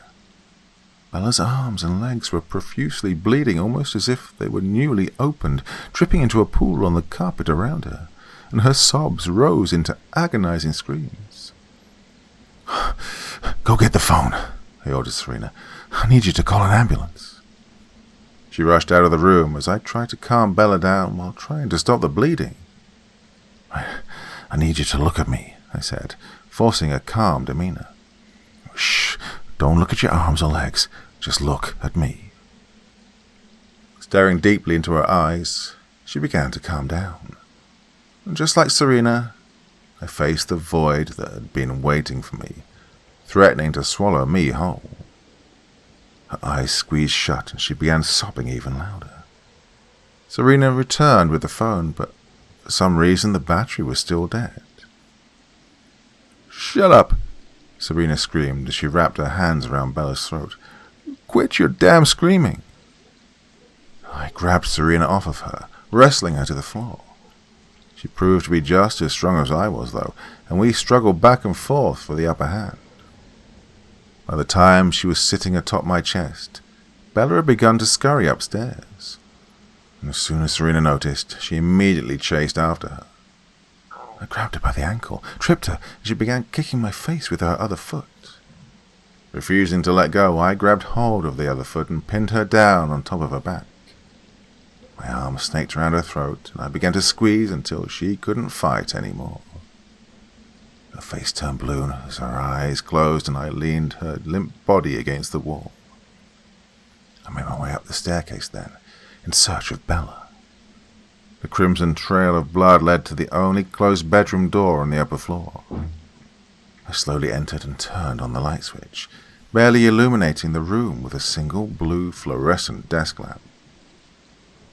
She was no longer sobbing, only weakly fighting to keep her eyes open. Blood was spilling from every orifice on her face. Her shirt and shorts were drenched. I held onto her hand and leaned her head to my chest. Daddy, she murmured. I want my daddy. I whispered in her ear. I'm so sorry, Annabella. You're not old enough to understand. The whites of her eyes became entirely blackened, and she finally stopped breathing. In my own reflection in her eyes, there I was with long, overgrown bangs all those years ago. I saw myself as her again. Oh, if only someone had been there for me at the time. The door swung open suddenly as the teenaged Annabella burst into the room. Her eyes were also blackened out entirely. How could you? She shrieked as tears ran down her face. How could you let her die? A glint came from her hand. She was holding a screwdriver. I'm not sure where she got it, but I certainly didn't want to know what she planned to do with it. All I wanted was to feel safe, she sobbed. "I wanted him to leave me alone again. Why would you ruin it by going back?" Then she swung at me with the screwdriver and nearly pierced my throat. I shoved her aside and bolted out the door. Annabella tumbled down the stairs after me, grabbed my shirt, and I caught her by the wrist that was holding the weapon. I struggled and fought to get to the front doorway and clawed at the lock with my free hand.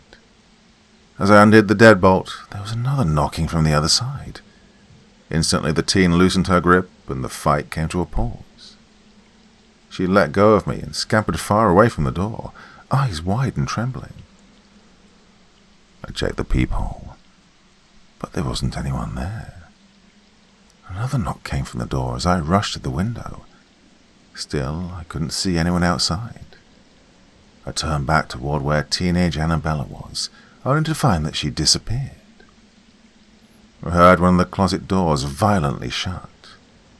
She was hiding, just like I used to. "Who's out there?" I shouted. "Bella," said a familiar voice from the other side. "what are you doing here?" My heart skipped a beat as I shrieked, "Dad, how did you find me?" The lower lock suddenly became undone. I then leaned onto the door and quickly reinforced it again. "How are you doing that?" I realized that this was the final frontier of where the abyss had led me. "Get away from me, or I'm calling the police." "Well, that's no way to greet your father," he barked. "You think you'd just leave me? When I fed you and put a roof over your head? Open this damn door." Well, the lock somehow became undone again, and I fought against the door being kicked open with all my strength. The kicks became increasingly more violent, and I wasn't sure if I could hold on much longer. The blooming fear had flowered into a blackened dread. The door swung open, and I was violently shoved aside. A murky flood gushed into the house that nearly swept me away. I bolted toward the stairway as the waters began to race faster and faster up the stairs. I scrambled toward the bedroom windows, only to find a black ocean as far as the eye could see. More water began to gush past my knees, and I sloshed towards the opening to the attic. The cord opened the hatch as the ladder unfolded itself. Long metal nails protruded through the ceiling, every few inches like an iron maiden. In complete darkness, I crawled over boxes and bins littered in the attic in a desperate search for an opening to the roof. As the cold water began to cover the floor, I realized the search was futile. The flood rose ever higher, first up to my wrists and knees, along my chest, and then up my back. I'd gotten so far, and the roof was even lower than ever, and I could no longer hold my head up any higher. As I sunk under, my mind played through memories with only two voices standing out from the rest. "So, you ran away from home as a teen?" the first asked. "Yes, but I was trying to go to my mother's house," I replied. "I made up a name and tried to make it on my own. But he found me and forced me to go back with him. All so I could work and start paying half of the expenses. Until I was eventually the only one paying for everything. So I finally put my foot down and moved states." "I'm so sorry to hear that." "Oh, I've come to terms with it, but no matter where I go, or where life takes me, it seems the past will haunt me until the day I die."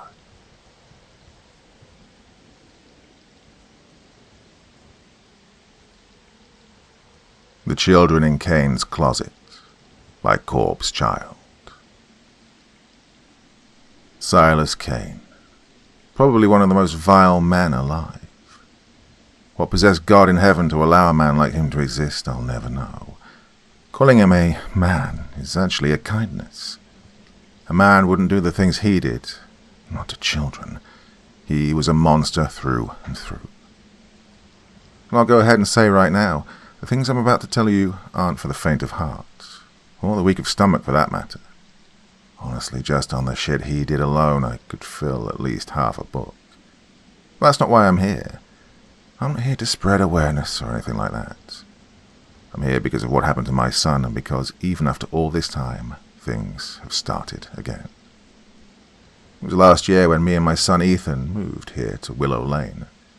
After Bethany and I divorced, I was living in an apartment in a rather shitty part of town for about 3 months or so. The reason being, the house we were living in was one her parents had helped to pay the mortgage for. In other words, her name was on the deed, so she would of course get to keep it. I spent just about every free moment during that time trying to find a new place, if nothing else than to sway the court into letting me have primary custody of Ethan. I remember it was late that one Friday night, around 4 a.m, and I was about to give up the night search. Another fruitless search. When I found it, listed for only about $250,000, with a down payment of only $85,000. A 2-bedroom house on 1436 Willow Lane, Weeping Willow, North Carolina. Despite being the most affordable place I could find, the place actually looked pretty nice for such a low price.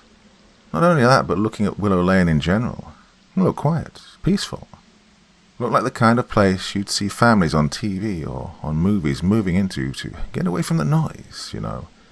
In short, it was perfect for me in every way. Well, if something seems to be too good to be true, yeah, I know it. But what the hell was I supposed to do? I needed something suitable for my son while still being affordable, and well, there it was. I guess houses can have that in common with people. You only know what's going on outside, often missing or overlooking things that happen inside. Things that can be nothing short of utterly freaking ghoulish. That's what happened here, at least. Oh, if walls could talk, they'd be screaming. Anyway, so that was it. That morning at 9 o'clock on the dot, I started to call the realtor. I agreed to meet up at around noon the next day with an agent to take a look at the house. When I got into Willow Lane, arriving 15 minutes before the realtor, I noticed immediately just how quiet the neighborhood was. Actually, at first, I almost thought the neighborhood was deserted or something. Some neighborhood-wide getaway, maybe. Are those even a real thing? Well, who knows. In any case, though, I stood corrected when I saw movement about through a few of the windows on the houses. Only a few of them, though. There only seemed to be certain ones at the top of the neighborhood. 40 and 36 was located just 3 houses away from the one at the end, there at the cul-de-sac. In person, the house looked even more to me like the setting of a movie, though in a different way. It looked a little more faded and worn in places. Certain areas had brown spots, and its paint, which I assume was originally white in color, was starting to fade into an almost piss yellow color. In other words, the place had clearly seen some mileage. Still, this didn't bother me. I still thought it looked nice in its own way. Just imagining, instead of the house from something like the middle, it was more like the Waltons or maybe Little House on the Prairie. You know, the kind of house you'd imagine your grandma living in for several generations or something like that. That's what it was like for me. Of course, this made me all the more curious to see the inside of the house now. Was it like this in there, too? Eventually, the realtor arrived. He was a young-looking guy, no older than maybe 28, and that's pushing it, looking and sounding more reasonably close to 25. Lanky, standing about half a foot taller than me, wearing a white dress shirt and khakis. "Hello there," he greeted me, his excitement obviously rehearsed. Fake, almost like he was acting for a kid's TV show. "I'm with Fairweather Realty. My name's Douglas Jones, but you can call me Doug. All my friends do." He ended this with an equally plastic chuckle and wink. "Yeah, I'm Isaac Ulrich," I replied, pasting my own awkward smile. He extended his hand and, still grinning, said, "Pleased to meet you, Mr. Ulrich." I shook his hand, beginning to notice how distant he looked, standing in front of me, in front of the house. I noticed subtly that his eyes seemed to keep getting drawn from me to it, constantly breaking eye contact with me just to stare at it. I cleared my throat at one point, when he seemed to zone out completely. Well, this snapped him back, and he put his fake grin back on and asked if I cared to look around inside. Well, I agreed, but I couldn't help but feel just a little weirded out by this. What was going on with him? Why was he constantly staring at the house? He led me inside, where I was actually kind of shocked. Not in a bad way, but in a, oh, I didn't exactly see this coming way. I say that because, contrary to the aged, old-timey classic, I guess you could say, look of the outside, the inside looked much more to what I was familiar with, like back at the other house I'd lived in. Everything looked neat and fresh, modern. "Welcome inside," Doug proclaimed. "This is the living room. Nice and spacious, huh?" Despite his still fake excitement, I was genuinely taken aback by it. It was big or spacious, to quote him. Well, it alone could have fit my apartment in there twice, at least 1.5 times of the living room from Beth's house. Oh, I could see it. Ethan on the floor with some of his toys while I watched TV or something. "And here's the kitchen," Doug said, leading me, a bit hurriedly, I might add. "You got your stove, microwave, sink, all the comforts of home." He chuckled before adding, "Oh, yes, sir. Though I might warn you, the pipes are a bit old, prone to giving out just about any time, so go easy on 'em." I looked at him for a moment. It was subtle, almost unnoticeable, but I could see it. He was trembling. I could tell he was in a hurry, for whatever reason, to get the hell out of there. Oh, what's this guy's deal? After the kitchen, he led me around the rest of the house. Another thing I have to say about the house itself is, despite being relatively small on the outside, it looked and felt a lot bigger inside. Roomier. The exception to this, though, was the second bedroom, the one that would be Ethan's. Of everywhere else in this house, this was the only one that seemed smaller than the rest. It seemed to be just big enough to fit a bed and maybe a nightstand inside of it. It was also a lot less lively, I guess you could say. And by this I mean it was less colourful compared to the rest of the house. God, it doesn't even have a window, for Christ's sake, I thought, walking back out into the hallway. "So, what do you think?" Doug asked. I looked around for a moment, once again taking in the atmosphere of the place, before replying that it was a winner. "Well, great. We'll meet again Monday to sign the deed. That work for you?" He was sweating when he said this. The sun was going down. "So, I began. "You live in the area?" "Oh, no, I live in Blacksburg." "Oh, I see," I replied. Maybe that's why he wants to leave so bad. That's a good ways away, and it's getting late. Something still felt a bit off, though, despite this. Just the way I could tell he wasn't actually invested in his job. In any case, I shook this off and he left. I stayed behind just a little longer. I made one last round through the house, admiring everything again. Well, I couldn't help it, the place looked damn good, before heading back out to my car. Outside, I also stopped to look around the neighborhood again. Quiet. Dead silent. No sort of activity or anything from the other houses. I closed my eyes and took a deep breath. Yep, this place is perfect. And with that, I got in my car and drove back to the apartment, excited. I scheduled to have the week off that Sunday to start moving in once the deed was signed. It was early Monday morning, around 9 a.m., when the deed was signed and the house was officially mine. I was set to pick Ethan up from school that afternoon, where I'd get to have the entire week with him, given that this was his last day before summer break. Something else to be excited about. Oh, I couldn't wait to show him our new house. In the meantime, I moved the last of my personal things out of the apartment and into the house. I also started ordering things like beds, a sofa, and so on, all online, and decided to buy the other stuff at the store during the week. I set up one of my old futons in his room until the beds arrived, while I slept on a blow-up mattress. It was 1:30 when I picked him up from school. I remember how excited he was to see me. On sight, he came running and bounding up and into my arms. "Hey, Dad," he squealed. "Guess what? Today's the last day of school, and Mrs. Ginny let me get 2 things from the treasure box." He held up a small little bag of plastic toy soldiers, one of the kind you'll find at dollar stores for 50 cents, and a dum-dum. He then told me that he was saving the sucker for me as a surprise. I took it and said, "Oh, awesome, thank you, little buddy. And hey, Daddy's got a big surprise of his own for you." His little eyes doubled in size. "Oh, what is it, Dad? Oh, what is it?" I chuckled, ruffling his hair. Well, I can't tell you. Then it wouldn't be a surprise, would it? What if I still act surprised? Then will you tell me? I couldn't help but smile at this. Afraid not, monkey.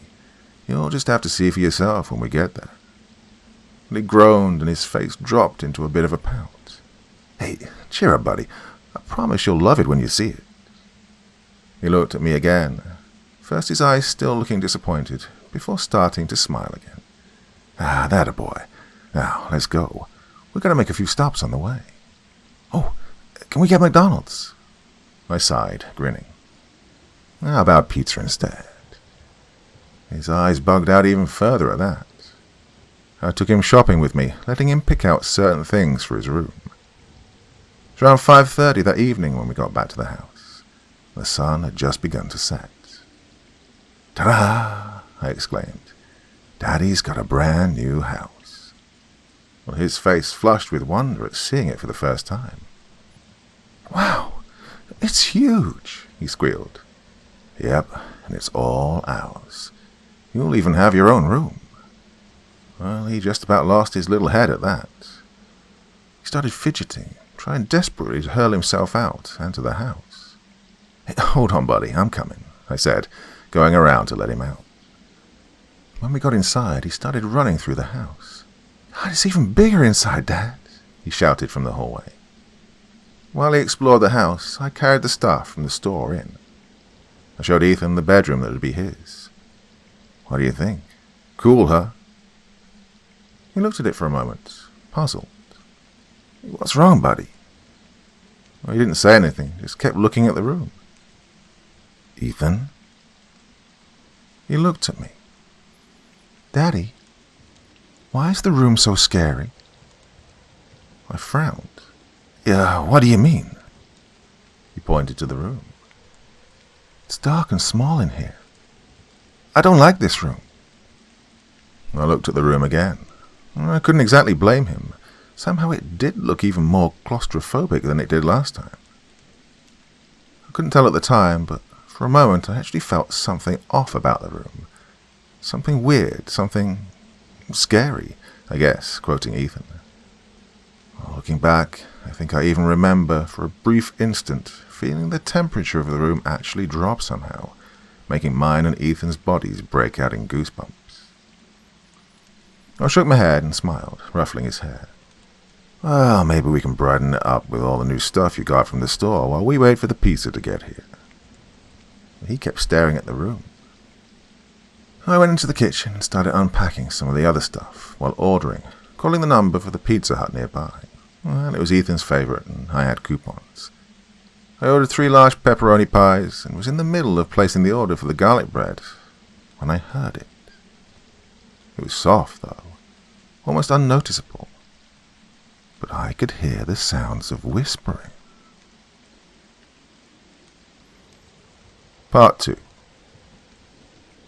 It was small, obviously from a child. Because of this, at first I just brushed it off as Ethan, probably just talking to Benny, the imaginary friend he talked to occasionally since he was 4. I finished placing the order, was putting more of the new stuff away, when I heard the whispers slightly more clearly.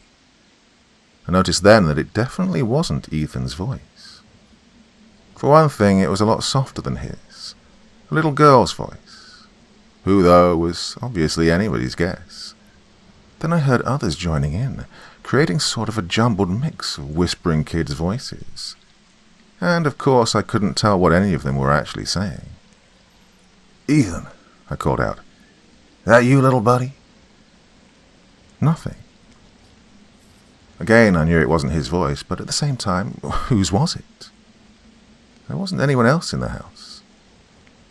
Who is that? They started giggling. It sounded like they came from everywhere, despite there being nothing or no one anywhere around. I started throwing my head in every direction. What the hell? Who is that? Who's there? Suddenly the laughter started fading, seeming to get further away out of the kitchen where I was. Eventually it faded completely, and everything was quiet again. I stood in the kitchen, alert. Hey, wait, what just happened? Where'd they go? What even were they? I cut my ear in the direction I thought I heard them trailing off to, towards the hallway, concentrating, trying to see if I'd hear them again. I didn't. Okay, that was weird, I thought, rubbing my eyes. I took a deep breath. Calm down, Isaac. You're just excited, that's all. I decided to turn on the TV I'd brought from the apartment, turn to Cartoon Network for Ethan. I called for him again. Still no answer. Where is he? I wondered. It was then, also, that it hit me that I hadn't actually heard a peep from him since I'd left him in the hallway. Ethan, hey, where are you at, buddy? Come on out. I got the cartoons on. Silence. I waited for about 10 or so minutes before starting towards the hallway. Approaching the threshold of the hallway, I heard them again. Little kids, giggling. Ethan? Well, this time their laughter slowly started changing, evolving into shrieking, sounding like whoever it was in pain. This immediately sent me into a panic. Oh, Ethan, hold on, I'm coming. I bolted the rest of the way to the end of the hall to his room. In that moment, for some reason, it felt like either time had slowed down or the hallway was keeping on stretching. In other words, it felt like it took me longer than it should have to make it to the end of the hallway. When I did, I threw open the door to the bedroom, breathing heavily. Ethan, are you okay? What happened? Are you hurt? He was sitting on the futon, facing the wall. I approached him. Ethan, hey buddy, are you... I was cut off when I heard the giggling again, much louder this time. It was coming from directly in front of me. It was coming out of him. I froze. My heart rate started going haywire. What in the name of... Can I come out now, please? Those words came out of him, out of his mouth, but it wasn't his voice. It was the voice of a little boy I didn't recognize. He started bawling again. My mouth hung like lead had been tied to my bottom jaw. Please, I promise I'll be good. Please, he wailed. Ethan, I finally croaked out. Please, I don't want to do it. I want to go home. Please let us go. This time it was a little girl's voice, bawling. Both voices sounded terrified, no, petrified. In a weird sort of way, I could almost actually see them. These children, instead of my son. I'd have been heartbroken if it weren't for the fact that it was my son they were coming from. Instead, I just stood there, facing his back while this continued. I put my hand on his shoulder, immediately retracting when, on contact, he started shaking, flailing his arms and head around violently like he was batting something away. No, stop, he screamed in the little boy's voice again. Please don't. I don't want to do it. Please, I'm sorry. I want to go home. Ethan. I grabbed his arms and restrained him to the futon. He writhed furiously underneath me. His eyes were wide open, full of tears, looking terrified back up at me. Let me go. Let me go. Let me go. He let out a scream that damn near stopped my heart before his eyes closed and his body just abruptly relaxed. Ethan, I called, shaking him. Ethan, buddy, Ethan, wake up. Nothing. He just laid there on the futon, unconscious. Oh, come on, Ethan, wake up. I started lightly tapping his right cheek. Nothing. Ethan. His eyes snapped open. He looked frightened again, though I could tell this wasn't like it was a second ago. Looking more startled than terrified. Daddy? He mumbled softly, in his own voice. What's wrong? Why do you look scared? I was frozen. My mind, and heart rate for that matter, was so frenzied that it took a solid minute for me just to catch my breath. Daddy, what's wrong? He asked. Breathe, Isaac. Breathe. I closed my eyes and inhaled, slowly exhaling again. I'm okay, I said, slowly feeling my heartbeat return to normal. Daddy's okay, little buddy. Are you okay? He slowly nodded his head. Yeah. He looked down and felt his stomach. I'm getting a little hungry, though. I smiled. Yeah, me too, buddy. Here, why don't we go into the living room and watch some cartoons while we wait for the pizza to get here? He immediately perked up and bolted out of the room and into the living room. I just sat on the futon for a moment. What the hell just happened? What was that? Well, I wondered what he was just talking about. What did... I don't want to do it, mean? Do what exactly? I wondered if maybe this was just some sort of thing like Benny, a new imaginary friend, maybe. Well, that brought up the question, though. How long had he been doing that? Was he doing it at Beth's house? And if so, did she ever notice it? Even if he'd been doing that for a while, though, the question remained. How? How did he mimic other voices so well like that? And how did he just snap out and pull a 180 like he was when I shouted his name? And why were they so frightened? Well, that question above the others did the most to send me into a mental tailspin. I started thinking of how I should try and approach him about this when I heard him come treading back through the hallway. Daddy, Pizza Man's here. Okay, give me 1 second, I'm coming, I said, getting up and walking out of the room. Right as I was walking through the threshold again, I felt it. That chill passing over my body. Well, I looked. Nothing. A knock at the door broke my concentration and I got up, making my way out to the living room. I paid for the pizza, and me and Ethan ate in the living room, watching cartoons while we did. He was, of course, enthralled with the TV and pizza, giggling his adorable little head off. I, on the other hand, not so much, constantly brooding over the situation from just a minute ago. Well, he seems just fine now, I thought. Is he even aware of what happened? Hey, buddy, I piped up finally. He turned from the TV to me. Yeah, let me ask you something. Have you been making other friends? You know, like Benny? He looked at me blankly for a moment. What about at school? You making new friends there? Yeah, he replied skeptically. What do you mean like Benny, though?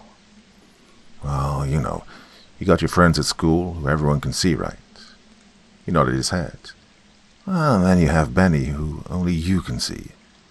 Well, I'm just curious if you have any more friends like that only you can see or play with.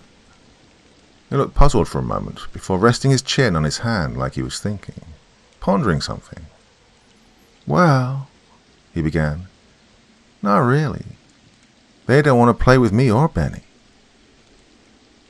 Who doesn't? I saw his face start to sink a bit. He was nervous about telling me something. It's okay, buddy. Take your time. Who doesn't want to play with you and why? He shrugged his shoulders. I don't know, he said pitifully. But they're kind of scary. They don't want to play with me. They keep screaming at me that they don't want to. Well, I couldn't help it. This sent a small chill down my back. Please, I don't want to. Let me go, please. I want to go home. I don't want to do it. Please, let me out. Do they say why they don't want to play with you? I asked, actually beginning to feel tremors run through me, causing my hands to start shaking. He shook his head.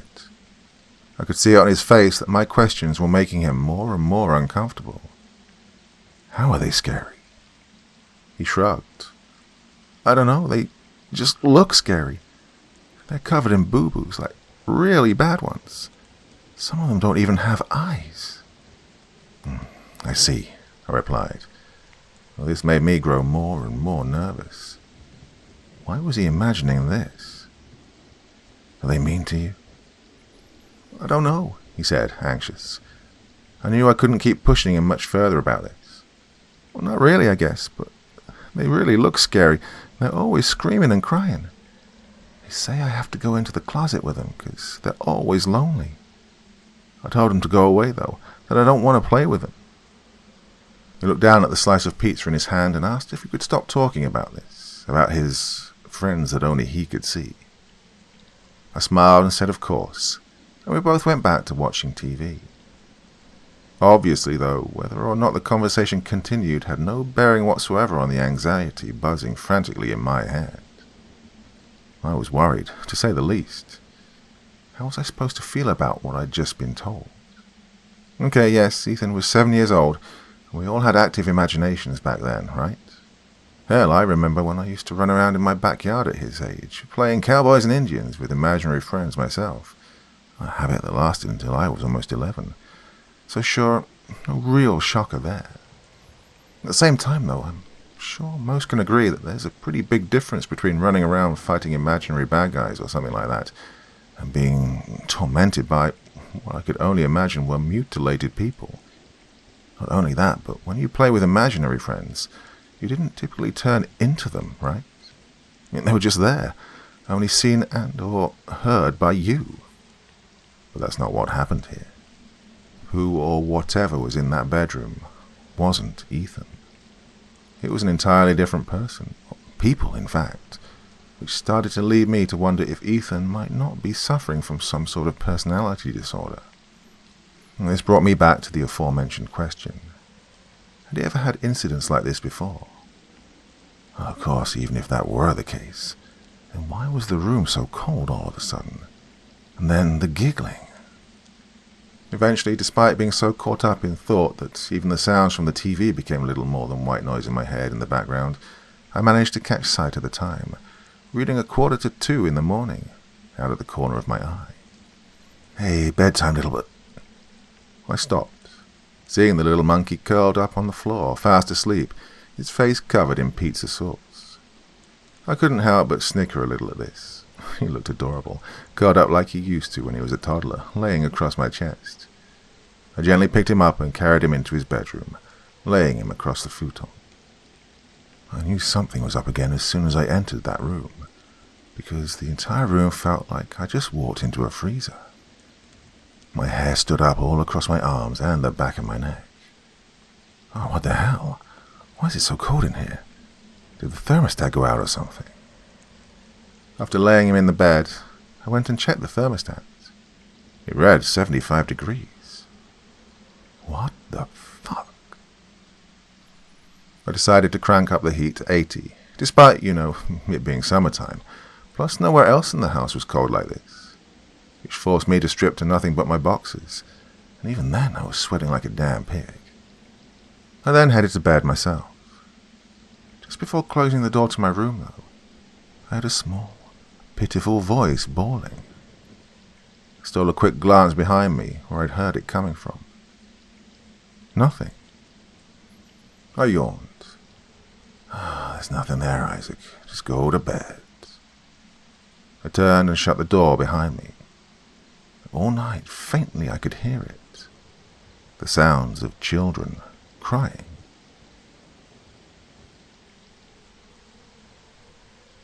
Part 3. The next morning I woke up feeling absolutely exhausted. I shambled out of my room and into the living room, where I found Ethan, curled up on the floor asleep. I chuckled. Always finds a way to be cute, doesn't he? On top of the feeling of fatigue, though, I was feeling the ass end of a massive headache. I went into the kitchen and downed a Tylenol before starting to figure out what I should do for breakfast. In the end, I just decided on the classic, pop a couple of Eggos in the toaster and serve with Lucky Charms root, feeling way too tired and ill to really be capable of anything else. I knew he'd be okay with it anyways.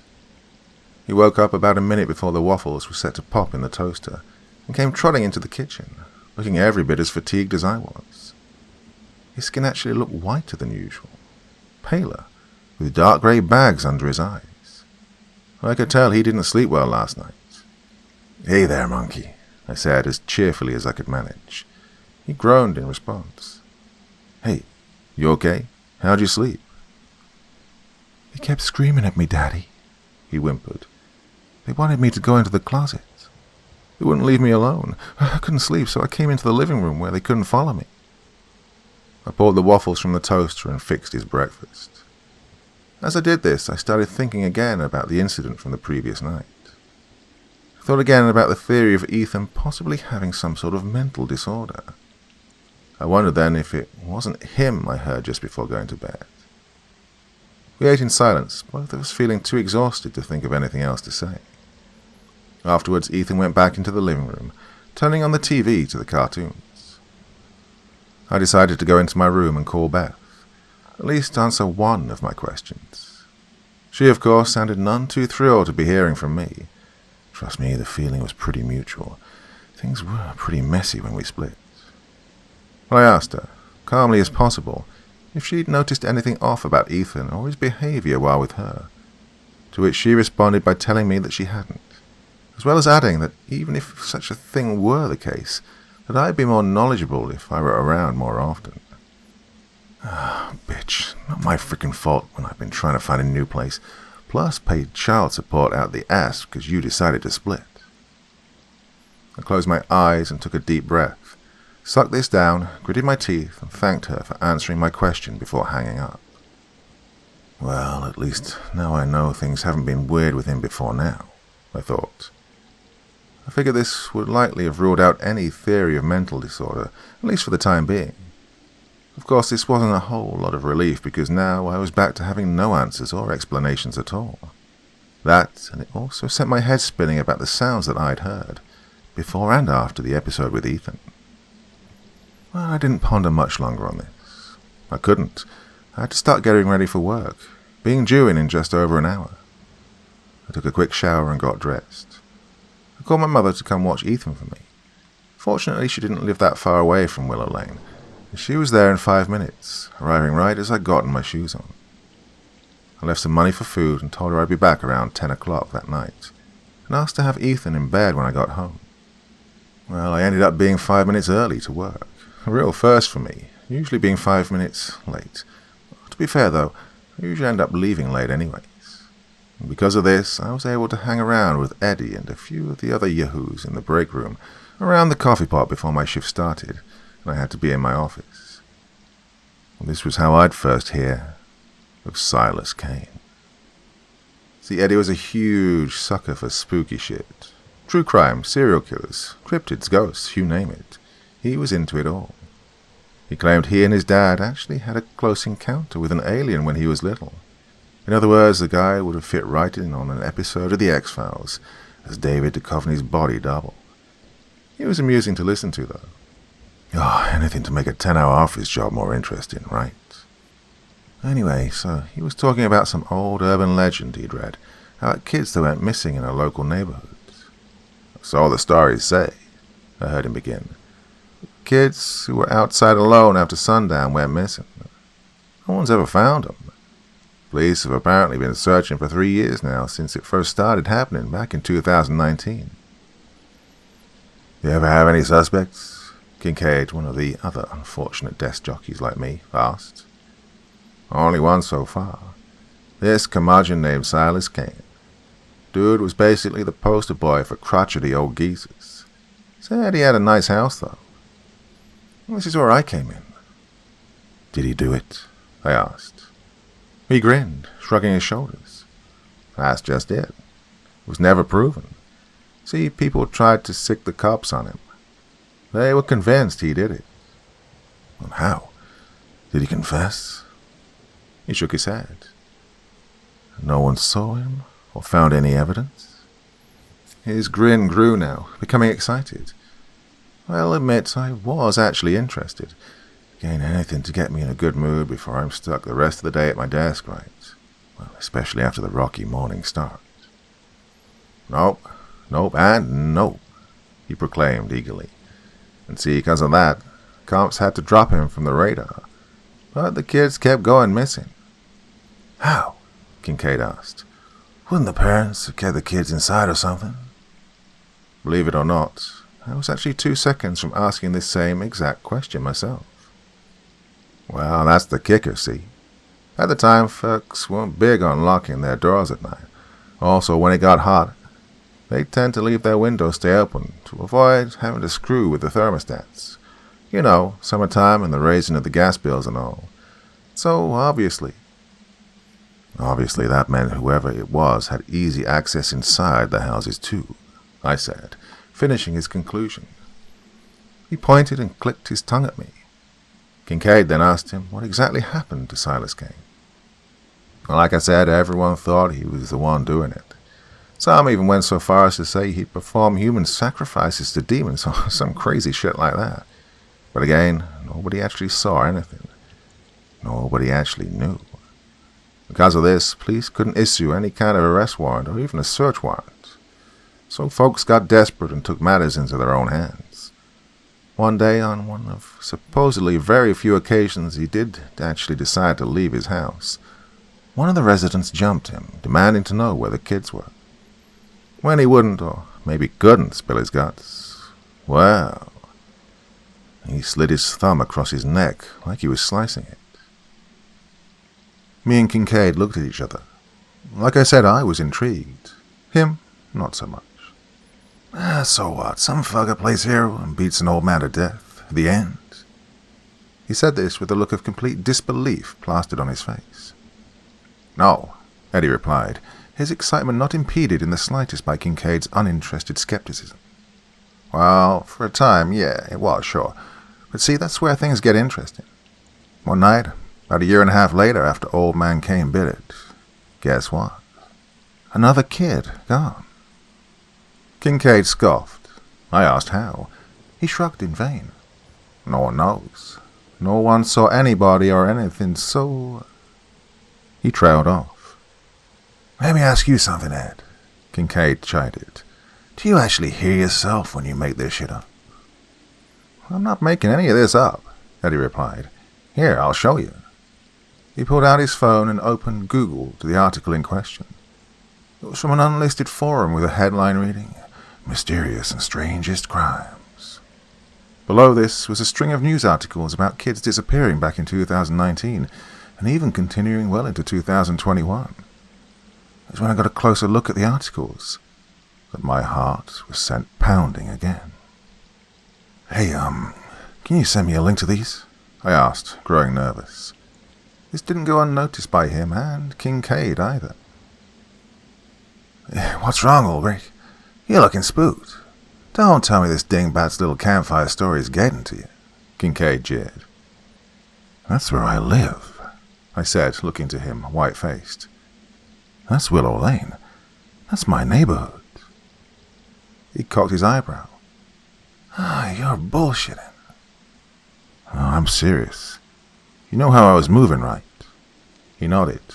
Well, I moved into a house over there in that neighborhood. He stayed looking skeptical at me. And no one said anything to you about this? Kids going missing in the middle of the night? Shook my head. I caught a glimpse of the clock and saw I was now 5 minutes late. Ironic, right? And so I punched the clock and bolted out of the break room to my desk. As you can no doubt imagine, it was next to impossible for me to concentrate on any of my work. I couldn't get it out of my head. I was now living in a neighborhood where kids inexplicably went missing at night. Not only that, but no one ever knew who did it, where the kids even ended up, or even found any trace of them. Kids apparently vanished into thin air, and there I was, right there in it, with my own 7-year-old child. It was getting to be around 6, and the sun was going down for the night. With this, I glanced around before attempting to call my mother and check up on Ethan. My heart was pounding harder and harder with every second the dial tone passed without connecting the call. I closed my eyes. Oh God, please let everything be okay. I took deep breaths until eventually calming down and the call connected. Hello? Mar, you there?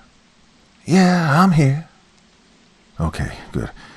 Is everything going okay at home? Yeah, I'm just making some spaghetti and meatballs for supper. Okay, what about Ethan? Where is he? Can I speak to him? Oh, he's in the bathtub cleaning up right now. She then muffled the receiver and shouted, He better be getting him behind his ears if he wants cookies afterwards. In the background, I could just faintly hear him shout back, I am. Okay, well, I just wanted to check up and see that everything's all right. Of course it is, hon. I'm telling you, you always worry too much. Well, I hung up mid-sentence. I let out a sigh of relief. Calm down, everything's just fine. Ethan's perfectly fine. Just finish up what I can here and go home. He'll be in bed, belly probably stuffed to bursting full of cookies. I rubbed my eyes and let out a dry chuckle. The rest of the night continued dragging on slowly. By the time it got to be around 9:30, I'd actually managed to knock a bit of the day's workload down and was finalizing a few of the reports for the next day, when my phone started ringing again. I looked to see it was my mother once more. Isaac! My mother shrieked, forcing me to hold the phone away. He's gone! Oh, God, he's gone! She started hyperventilating. Wait, what? Mom, slow down. What are you talking about? Who's gone? Where? Ethan. He's gone. I can't find him anywhere. Oh, sweet Jesus, Mary and Joseph. He's gone. She howled in grief. I was immediately thrown into a frenzy. Ethan gone. A shudder ran down my spine. Okay, Mama, calm down. Tell me what happened. She stammered, still hysterical. I put him to bed an hour after dinner. Woke up and complained that he couldn't sleep, saying that something was bugging him. So I read him a story and put him back to bed. Well, everything seemed fine afterwards, so I thought he was okay. I just went to check on him, though, and now I can't find him anywhere. All right, stay there. I'm coming home right now. I hung up the phone before grabbing my stuff and bolting out of the office. I didn't even bother shutting down my computer or punch out the clock. I didn't care. I couldn't care. My boy was missing. The drive home, despite it being a relatively short drive, felt tense and like it dragged for an eternity. Every worst possible scenario was whizzing through my head. Oh, dear God, why? Why does it have to be Ethan? Where is he? Where could he have gone? He was with Ma. How could this have happened? They kept wanting me to come into the closet with them. This made my frenzied thoughts pause for a moment. The closet, I wondered. Why the closet? What's in there? I made it back to the house, all but flying into the driveway, jumped out and ran inside. Ma was in the middle of the living room, pacing back and forth, stopping once she saw me and running to me. Oh, God, Isaac, she cried, embracing me. I don't know what happened. I don't know where or how he could have gone like this. I gently pushed her away and strode quickly to the bedroom. Just as I suspected, as I'd feared, as soon as I reached the threshold, the temperature was ice cold. This time it was worse, feeling like the room was a giant vat of liquid nitrogen. My body immediately began shivering, and I could even see my breath. Ethan, I called out, shivering. The room was dark. I called his name again, flicking the light on. My jaw dropped, and I fell to my knees at what I saw. Part 4. The blankets on the futon had been flung to the side haphazardly, and the sheet had been pulled from one corner, exposing at least a third of the mattress underneath. What was worse were what looked like the marks of little fingernails running across the floor away from the futon. Ethan! I shouted. Nothing. I looked under the futon. Nothing. Ethan! I spun around wildly, throwing my head in every direction around the room. The cramped, empty, ice-cold bedroom. Nothing was there. No one was there. Not anywhere in the room. Nowhere except maybe... I looked at the closet. It was shut. I walked over to it, noticing how much colder it somehow seemed to get, despite the room already feeling 20 below sub-zero. As well as this, I could hear those sounds again, the mix of crying and giggling of small children. Shaking, both from extreme cold and sheer panic, I reached out and gripped the doorknob. As soon as I did, an image of a small dark figure silhouetted against a bright, white background flashed across my mind. This caused me to retract from the closet door. What the fuck? That's when the sound started getting louder again, like who or whatever was on the other side of the door was actually getting closer. Then, from the jumbled mix, I heard one distinct voice that made my heart freeze. Daddy, help me. Save me, please. They're hurting me. Please, let me out. I sprang into action. That was Ethan, my boy, in there. I had to get him out. Hang on, I shouted, grabbing the doorknob again. Hang on, buddy. Daddy's coming. His voice started fading, growing distant. Oh, sweet frickin' God. Please don't let me be too late. I violently threw the closet door open, only to be met with what looked like a dark hole in the wall where the closet should have been. Ethan! I called out into it. Nothing was there, though the sound still echoed from seemingly everywhere within it.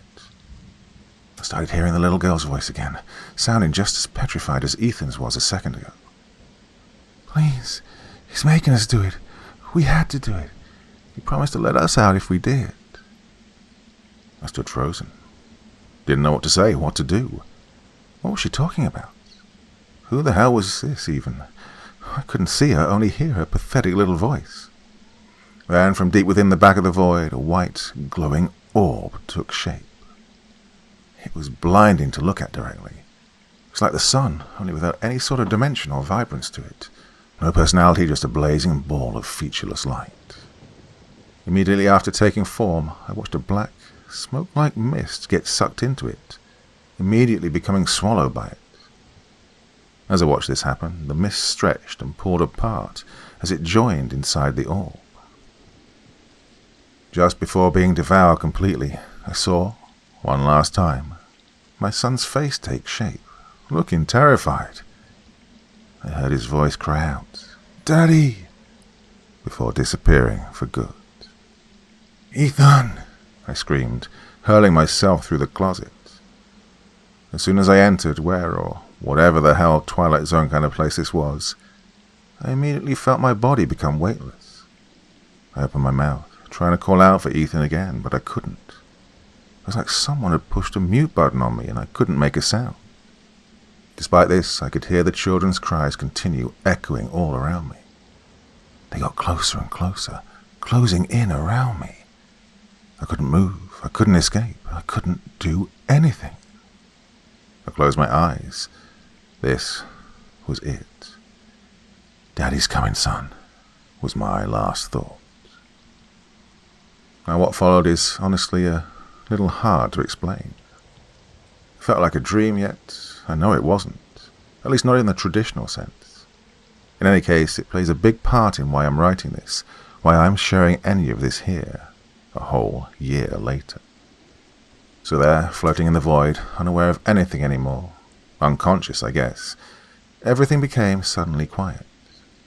Suddenly I began to see what looked like two little kids running around in the street of Willow Lane. A little boy and a girl, twins. They were playing hopscotch using sidewalk chalk. In the distance I could see what looked like an old man, watching them from his porch. He was watching them intently, concentrated solely on them. He always watched. The little boy's voice called out from seemingly nowhere. "They love to watch, especially us littler ones." This time it was another boy's voice, this one sounding smaller, from a 4 or 5-year-old maybe. I began to see a large shadow take shape above the man. "They love to watch us. That's how they choose." "Choose?" I asked, honestly shocked I was even able to speak at all. "What do you mean? Who are you? What the hell even is this? And where am I?" My brain buzzed at 1,000 miles a minute. I couldn't stop myself. The two little kids turned toward me, smiling, their eyes turning black, looking like two blank holes in their heads. Everything then went completely dark again as a large shadow passed over the scene, wiping everything from sight. In the darkness I heard a mix of voices again, some of children crying, some of them I heard even begging for mercy, while another, deeper, gruff voice was heard speaking in what sounded like another language. The man's voice was then replaced with a deep, inhuman, bellowing laughter, as the crying children got louder and more agonizing with each second. "He used to force us to do things to each other," another voice cried out. And this time I vaguely recognized it as the little girl I'd heard before. Before I could even attempt to ask what she meant, a new scene appeared from the darkness. At first all I could see was the dim glow of a candle flame. Slowly, though, I saw two figures materialize. It was the twins from before. The boy was tied down to the floor by his hand and wrists. Over him I saw the girl standing with a knife in her hand, bawling. "Knew it," the gruff voice shouted, causing her to jump and wail louder. "I don't wanna," she blubbered. "He's my brother. I love him. Please let us go." The scene was washed away once again by darkness. I heard the man grunting angrily, followed by the little girl screaming, before everything went silent with a squelching sound that actually made me feel a distinct sense of nausea in my stomach. "He hurt us real bad if we didn't do what he said," she said, once more breaking the silence. "He wanted us to bring all our friends over, so we could do the same to them." "He brought us into the room," the little boy said, "and he wouldn't bring us any food or water until he was ready to pick which one of us he was going to hurt again." I could hear sounds of heavy footsteps echoing, followed by a door creaking open and a child's voice screaming bloody murder as they trailed off, seeming to be dragged away. It was quiet again. "What is this place?" I asked. "This was where he left us when he was done, when he got bored with us. It's where the end was," the little girl chimed in. "That's what he always told us. This is the end, and us little runts were better off here, in him, in the end. He said little bitches like us had no place in the world. He'd lock us in here, and we couldn't get out unless he opened it to throw someone else in." "In who?" As soon as the words left my mouth, I watched a tall figure take form in the center of the white glowing sphere in the distance. The figure soon got closer and closer, and I began to feel my body uncontrollably be drawn towards it. I saw it was a tall, dark figure, shaped like a man, except that it was blank. It had no face, at least no singular one. Rather, it was covered in thousands of screaming faces that twisted and writhed, screaming in agony. As well as this, it had 4 large gangly arms that reached out into the void. "What the?" I shouted, now beyond terrified. "What the hell is that?" I continued being pulled towards it as it drew closer and closer, reaching out for me. "That is the end," the little girl replied. "We were told that he was always waiting for us all." "What's happening?" I cried, trying to claw at the nothingness around me, hopelessly trying to find something, anything to grab hold of to keep from being dragged along further. "He's trying to have you too. He wants us all." I looked at the thing again. It continued closer. Closer. It was damn near close enough to snatch me and pull me in. "What do I do?" "You have to get out. Over there." I looked back behind me. I could see the doorway of the closet once again, leading back into the bedroom. "He's got a new one. He's distracted. But he won't stop, so we have to get out now while we still can." "What do you mean? How is he?" I was cut off when my blood went cold again.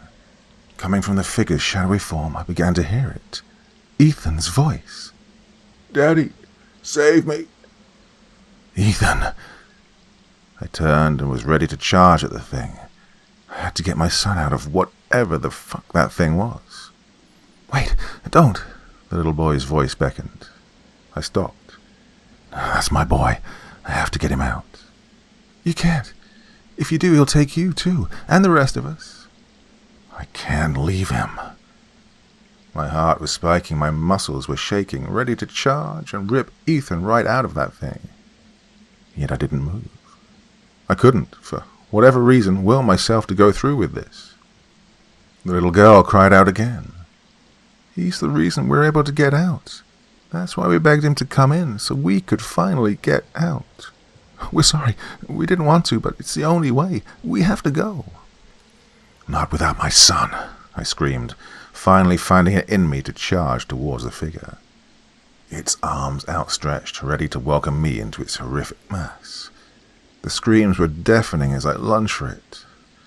"I'm coming. Hold on, little buddy," I thought, almost face to face with the thing. "Daddy's coming." Before I could reach out to it, however, I felt something jerk me backwards, ripping me away towards the doorway. I looked back, seeing a legion of albino, eyeless apparitions of children pulling my ankles away towards the door.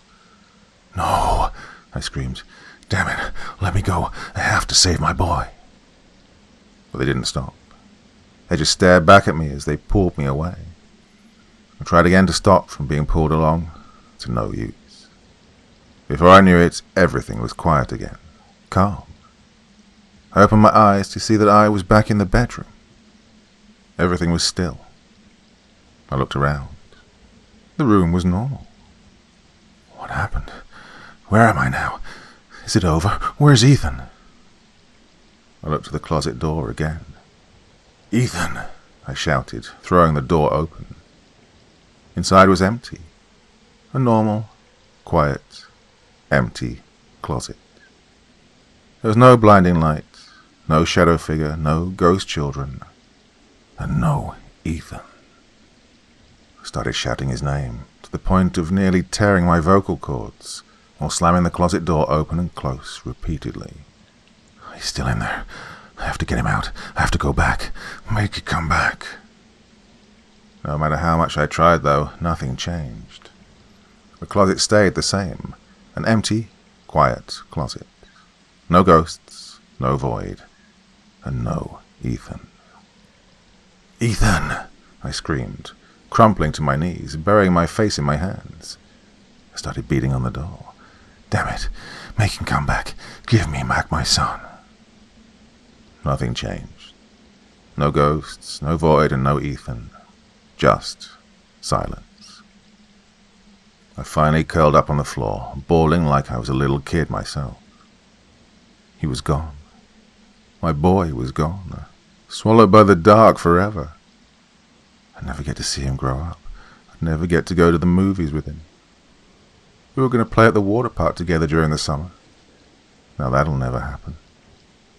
I won't get to see him when he gets his license to drive. I was going to buy him his first car. Hell, never see him take a pretty girl to prom. I won't get to see him graduate. Nothing. He was gone. Everything I'd wanted to accomplish, working, the move, everything, I did it all for him. And now it meant nothing. Now he was gone forever. I couldn't save him. I'd failed him. "I'm sorry, Ethan. Oh, God, please, Ethan. Daddy's so sorry." I stayed like this until Mother came into the room. She asked what had happened, where Ethan was. I didn't answer, instead just remaining curled up, crying on the floor. We called the police shortly after that. When they arrived, they asked the two of us separately what had happened. I don't know what my mother told them, likely the same thing she told me on the phone. And me, well, once I could sort of calm down enough to form coherent words, I told them simply that my son had gone missing while I was at work. Where and how, I told them I didn't know. I wanted to tell him what had happened in the closet, of course, but I think a part of me realized, even back then, that even if they'd have believed a bit of that, I'd possibly be dooming them as well. Not only that, but others might then follow suit after them. Even if it might have meant Ethan would have been freed, it wasn't right. He would have wanted that, wouldn't he? To say things got low after that will be a hilarious understatement. Time passed by in slow-mo. Well, it felt like that. Hours felt like days, days like years. The house was quiet, empty. Well, it got to me. And one night, coming home from work, which I was failing miserably at worse and worse each day, eventually being laid off a month later, I attempted to down the entire bottle of painkillers. I survived, though, because my mother, who refused to leave me alone after that night, still believing Ethan would come back, managed to call the paramedics in time. I survived and spent a few nights on the 7th floor. There they plugged me in with a therapist, who I've been seeing to this day. He's been supportive and helpful, as much as he can be anyways. I don't think he believes the stuff about the closet, but he's always been willing to listen and always did his best to offer advice. If nothing else, I'll say the best advice he gave me was moving out of the house, which I did. I live in Dallas now, far from Willow Lane and that house. The house that despite being what I thought was a dream fulfilled, turned out to be a lifelong nightmare and a breeding ground for atrocities I wouldn't have imagined in even my most fucked up nightmares. It's taken a while, a whole year to the day now, and obviously it hasn't gotten any easier for me. Well, how could it? It was my world, my light, my reason for getting out of bed every goddamn morning. And now he's gone, forever trapped in the darkness. In the end, alone. That'll always haunt me more than anything else. At the same time, though, I get it. Those kids, all of them, they're free now. Ethan was their ticket to finally finding peace. As much as it hurts, no, as much as it kills me to be without my son, I understand. I guess because of that I can accept it and carry on. If nothing else, I can at least try to hold on to the hope that he too can find a way out. And I'll be waiting for him. Waiting to give him the biggest bear hug of his life. I can see him now. Daddy, I missed you. I missed you too. Yep. I'll be waiting for you, little buddy.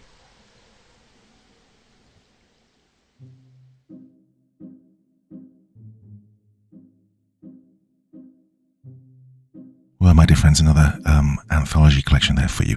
You know, I don't do them too often, but sometimes there's just a few shorter stories that I want to do, and you know, the half-hour ones are never that popular on the channel, so you know, it's a good excuse to do them and just stick them all together in one longer video. So I hope you enjoyed that one. There's a couple there that I've done before as well, but hey, what the hell, you know, very, very, very busy week at the day job this week. So yeah. I couldn't quite fit in a full schedule of massive recording either, so, well, okay. Hope you're keeping warm, those of you in the Northern Hemisphere. It's been insanely cold the last week or two here.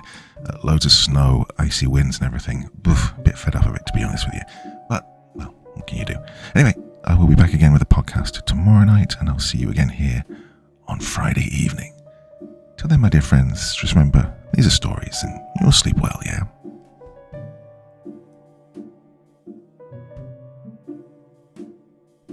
Thank you so much for taking the time to listen to this story today. It really means a lot to me and to the author of the story, of course.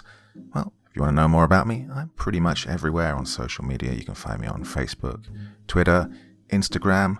You can download my music on SoundCloud. I've got a Patreon if you feel like. Throw me $1 or $2. Very much appreciated. And of course, on Reddit, I have a place where you can leave stories if you want me to read one that you've written. Well, hoping to see you all again very soon. Till then, sweet dreams. Bye-bye.